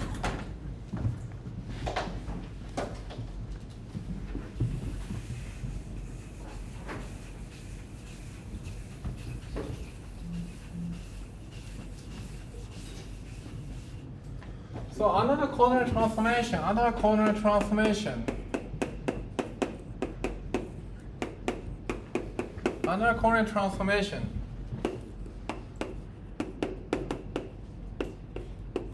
So the metric would behave like this way. What was that? Maybe.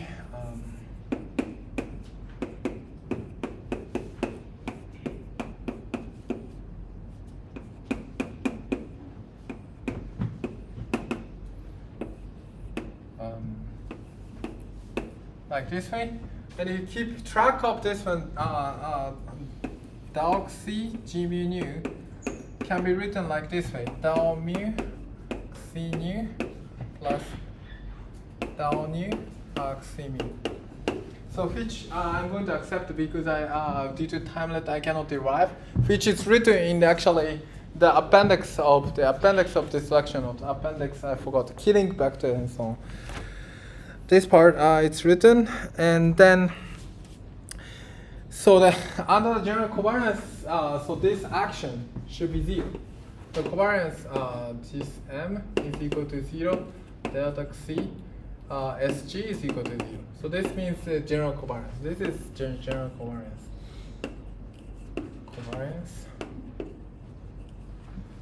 And then we will see the consequence of this. I only look at the gravitational part. So this is cosmological constant, and this is called gravitational part. This is called gravitational part. Okay. And we derive already how the action will behave under the transformation of delta G mu nu. Therefore, if you use this fact, one can just write down as follows.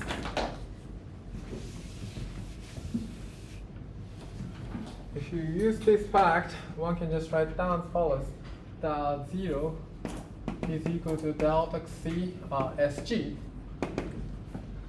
C cubed 16 pi G divided by minus R mu nu plus 1/2 G mu 1/2 G mu nu R, and then you have del G mu nu is C nu plus del nu C mu, like this way, and minus square G d4x. That's a variation. So this is equal to, in fact, is equal to delta G mu nu. Okay. So it used to be, so I call it, this one is H mu nu just before. Okay, but now we just plug delta G mu nu by just coordinate transformation like this way. Okay. Okay, then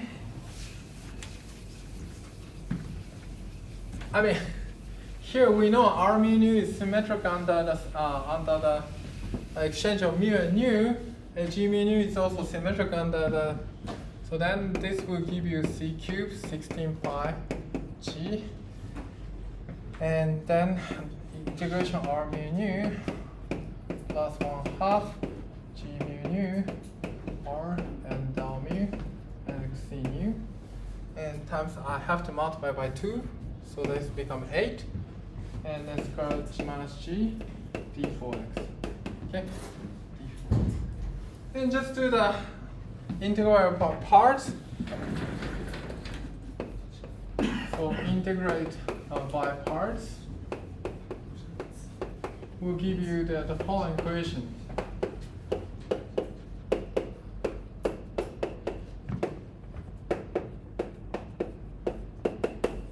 Okay, so this is a conservation law. And in fact, this is indeed a Bianchi identity. It is actually equivalent to Bianchi identity.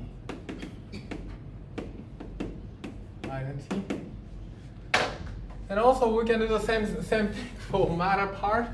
Matter part is also you get T mu nu, but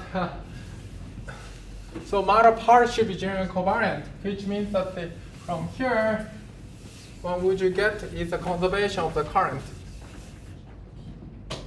So delta S M delta Xc is equal to 0. From there, one can easily see that the conservation of current. Current is stress energy tensor. Okay, conservation of stress energy tensor. That's super easy consequence. I mean, if you believe the Einstein equation, if you impose the Einstein equation, of course T mu nu would be preserved. Okay, that's very standard.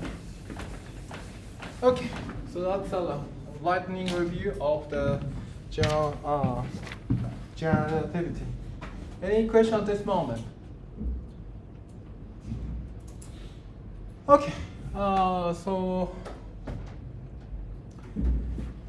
fine.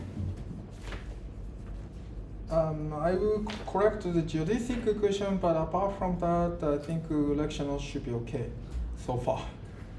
Oh, the reference I'm gonna talk about, I think I will highly recommend this Walt book. I personally learned the GR by Walt book. So this is the Walt General Relativity. It's wonderfully written. I think it's a really classical standard textbook. So this should be the standard textbook, can be textbook of my course. It also cover black hole thermodynamics, slightly about the quantum. I mean, it's very weak in the QFT in curved spacetime, but apart from that, all the contents I'm going to teach is covered in this book. Walt book is wonderfully written, and it's read. I mean, majority of students read this book, so it's a standard book for GR. Slightly easier one is Sean Carroll. Slightly easier one. Yes. And then, so since I'm going to talk about the black hole solution and so on. There is a wonderful lecture note by Townsend that is available on archive. This is really beautiful. I mean, it's just explanation is very brief, but all the calculation is written. So these two references are standard textbook in my course. Apart from that, I have listed many books. For instance, if you want to talk about the white dwarf or neutron star and so on, this is Shapiro, Tucholsky is the standard textbook. But I'm not going to go into so much detail about the white dwarf, neutron star, and so on, like astrophysical aspect. But this Shapiro and Tucholsky book is the standard textbook for astronomers and so on. I listed two of the QFT with curved spacetime. One is three of them. Leonard Parker and also, Birrell and Davis. Birrell and Davis is the standard text, like classics of the QFT in curved space. It's an old book. I think older than you guys, of course. Most of the book is older than you guys. I mean, anyway, and Lana Parker is a bit more modern. The Word book is very concise. I prefer Word book because it's concise. But if you want to talk about the detailed explanation, you can consult Lana Parker and Brown and Davis. Okay, and then something about the GR with the relation with the experiment. I listed 2 books by Clifford Well. That's wonderfully written. It's very detailed, and you can learn some history about GR with experiment. How does it? Okay, those are the textbooks. Any question about these lectures?